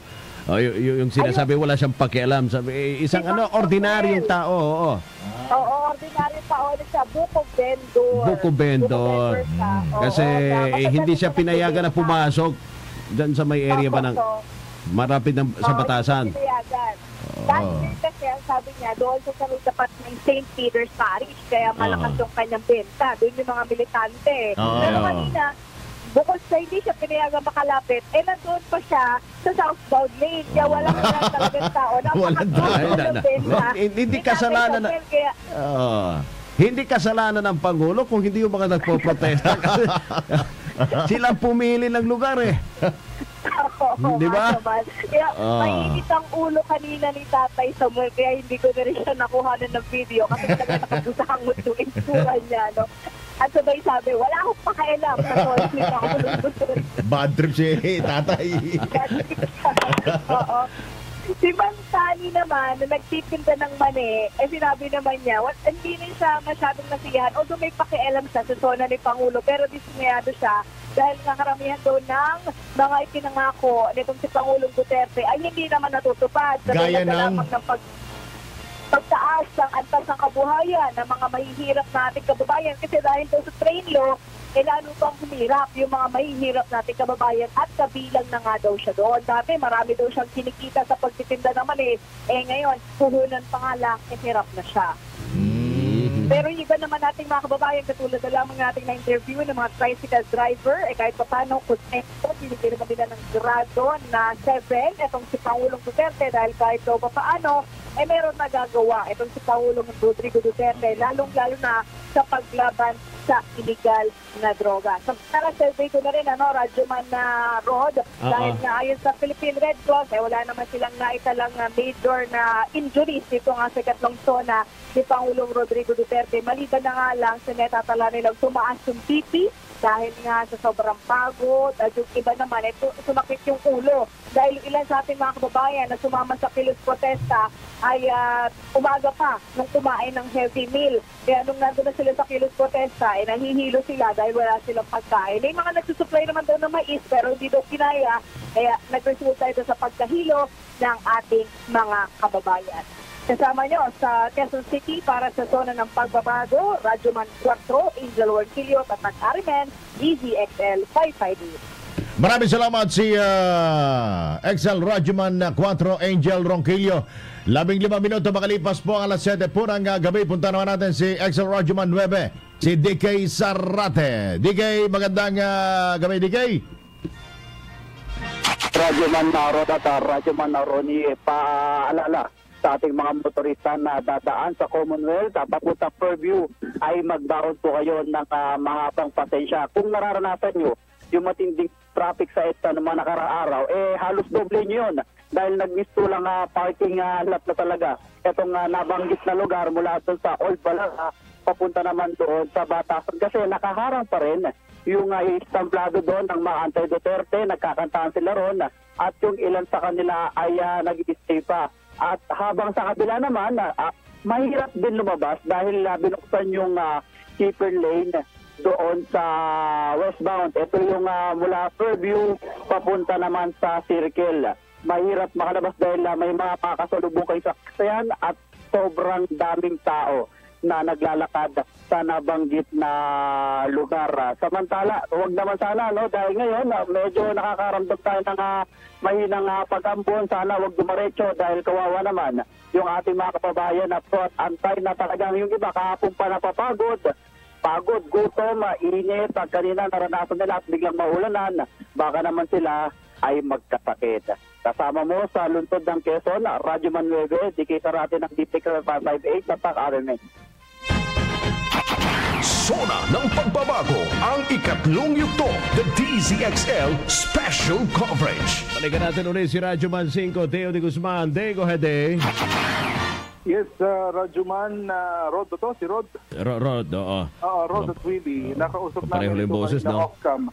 Itong si Bangsamoro Transition Committee Chairman Gonzales Jafar, kung saan ay sinasabi nito na, ito may MILF sinasabi nito na hindi naman sila dismayado doon sa hindi pagratitikahan ng Kamara sa Bangsamoro Organic Law o yung BOL.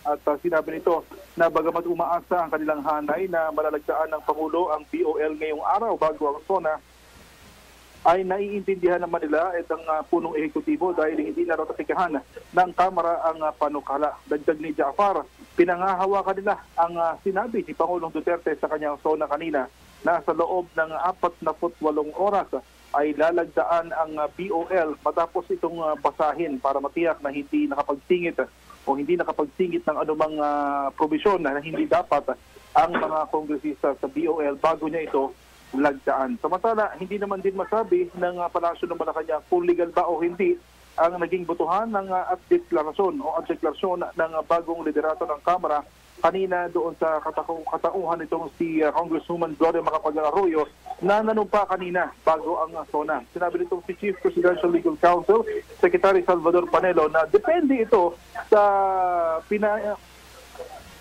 na rules ng Kamara. Kung sa palagay niya, anya ng mayorya ng mga babatas ay ngayon ang kanilang panuntunan ay tama o ito maituturing na illegal. Kung personal anyang pananaw, kung tinatanong si Secretary Panelo kanina, kung bibigyan ni House Speaker Pantaleon Alvarez, sinabi ni Panelo na papayuhan niya ito na magkusa na lamang na bumaba sa pwesto, lalo pa ay majority ng kanyang mga kasama sa House of Representatives ang pumabor na siya ay palitan bilang House Speaker. Ayon dito kay Panelo, maituturing pa rin numbers game ang usapan dito at kitang-kita naman na resulta ng botohan kung saan ay umabot sa 186 votes from 151 votes ang nakuha na dapat ay si GMA ang maupo bilang House Speaker.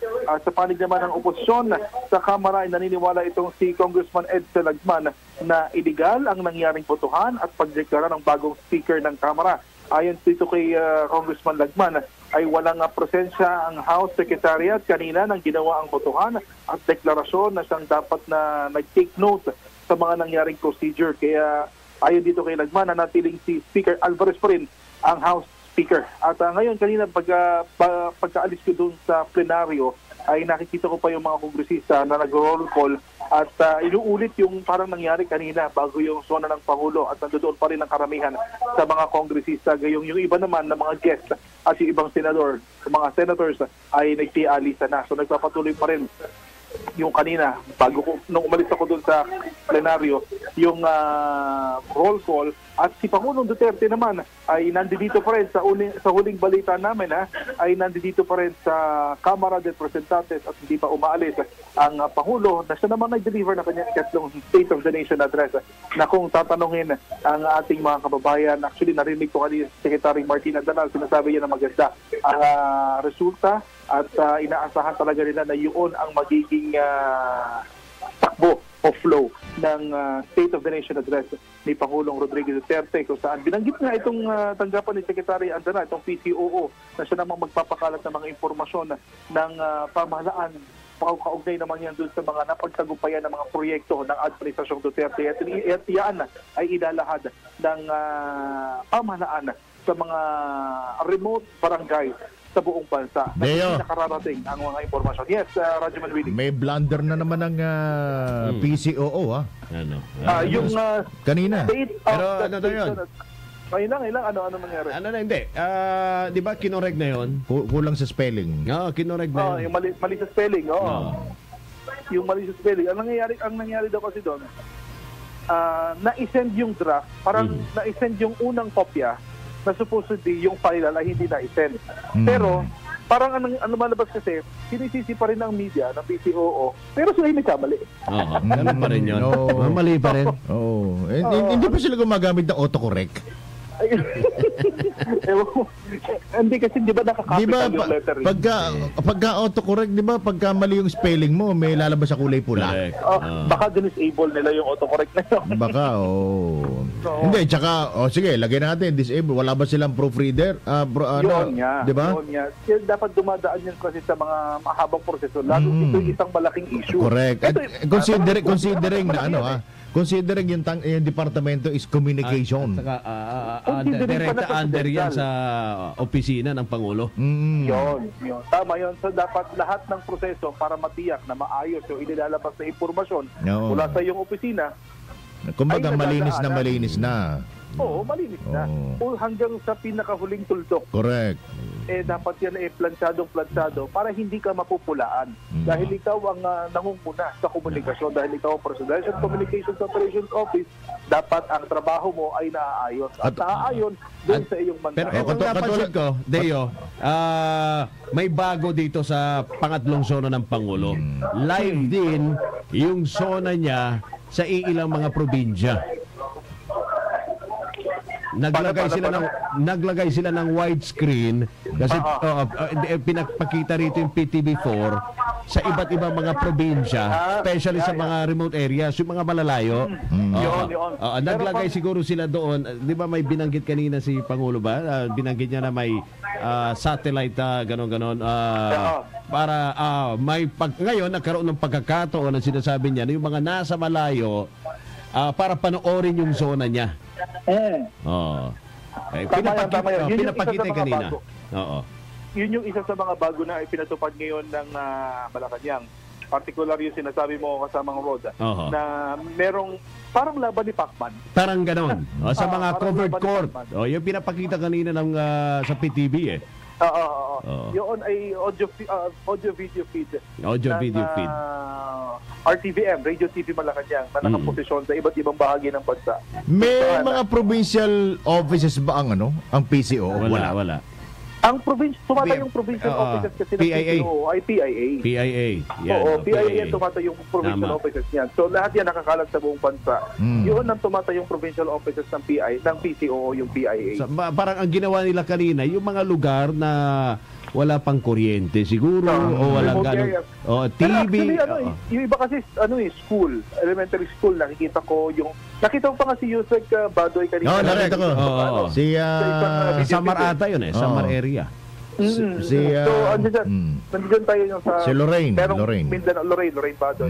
Yun yung mga area sa Mindanao, rural area sa Mindanao at sa Visayas malamang. So, alamin natin kung saan exactly kasi wala nakalagay doon kung saan Hindi namin napansin kung saan exacto yung mga lugar na yun. Pero kulang nga yung kulang yung information din doon sa video yung pinakikita nila, walang lugar Walang lugar. Dapat nilalagyan din nila yun. Dapat nakascroll yun. Baka mamaya lumalabas, nasa probinsya yung pala, sa Isla Puting Batulaang yun. Diyan lang sa may tundo. Nandito lang pala sa likod ng camera. Anyway, alright, Deo, thank you and congratulations sa ating Sona din. Sa ating mga radyoman, maraming salamat sa inyo. Congratulations sa ating lahat at naging matagumpay ang State of the Nation coverage natin dito sa Dzxl 558 sa State of the Nation address ni Pangulong Rodrigo Duterte. Ito ay ikatlo na Sona ng Pangulo. Siyempre magkasama-sama pa rin tayo sa mga susunod pang State of the Nation address ng Pangulo. Yan ay kung hindi pa matutuloy yung tinatawag nating change of government, yung pagpapasok ng federal form of government sa ating bansa. Pero titignan pa rin natin yan kung yan ay magiging effective ba on the next years to come. Okay. Alright. Yan muna ang mga balita naman mula dito sa Kamara. So yung ito para sa Sona ng Pagbabago, Radyoman 5, Deo de Guzman, Tatak RMN, Dzxl 558. Sona ng Pagbabago, ang ikatlong yugto, the Dzxl Special Coverage. Maraming salamat din kay Sir Val. Na kasama ni Pareng Deo. Si Val na walang malay. Si Val. Walang malay sa pagod. Kanina pa mga yan. Nandito sa Kongreso. At si parang Ray Albesa. Yan. Si Sir Balo po. Yan sila yung nagmamando sa ating komunikasyon dyan sa Kongreso kanina. Kasama din na Conde, Grace Mariano at Joyce Adra. Tsaka si Deo. Si Deo. Si Deo de Guzman sila. So thank you. At dito sa technical natin sa studio, si Doc Kiko. Tama. Kanina si paring Richard, kaninang umaga. Kanina rin umaga si Richard. Sa newsroom, siyempre, yung mga masisipag nating writers. Siyempre. Talagang sila talagang naghahanda yung pag-i-schedule ng ating mga guests. Kanina, tingnan mo, puro mga live guests ang mayroon tayo, pati mga special reports. Kay Marzlu, of course, kay Ilisa mo pagpapangalan ng mga yan. Bakit pangalan mo lang po lang binanggit mo? Kain ka lang kanila si Eman Mortega, parang Eman, si AJ, si Jennifer, si Jane, sino pa ba yung mga taga newsroom? Si Paul, siyempre. Sa ating digital. May nakalimutan pa ba ako? Si May. Si May. Ayan. Si May, si Jane, si Mitch, si Lou, si Jen, Pahilanga. At Jen din, yung isa. Jen din yung isa. Sino ba isang Jen? Jennifer de la Cruz. Yung maestra natin. Yung maestra. Si Paul. Yan. Si Jen Corpus. Yun, si Jen Corpus. Si pa? AJ. AJ. Si Eman. Yan. Si Aaron, sana yan. Sa digital yan okay. Siyempre. Digital na ito. Digital. Si Aaron, si Jack. Si Ricky. At si Eric. Si ano pa? Si Cheska. Si Jack, siya yung in charge. Nakikita mo yan. Yung mga design natin, Sona. Kita nyo naman, sa lalaki ho ng mga banner namin dito, hindi namin makita yung production.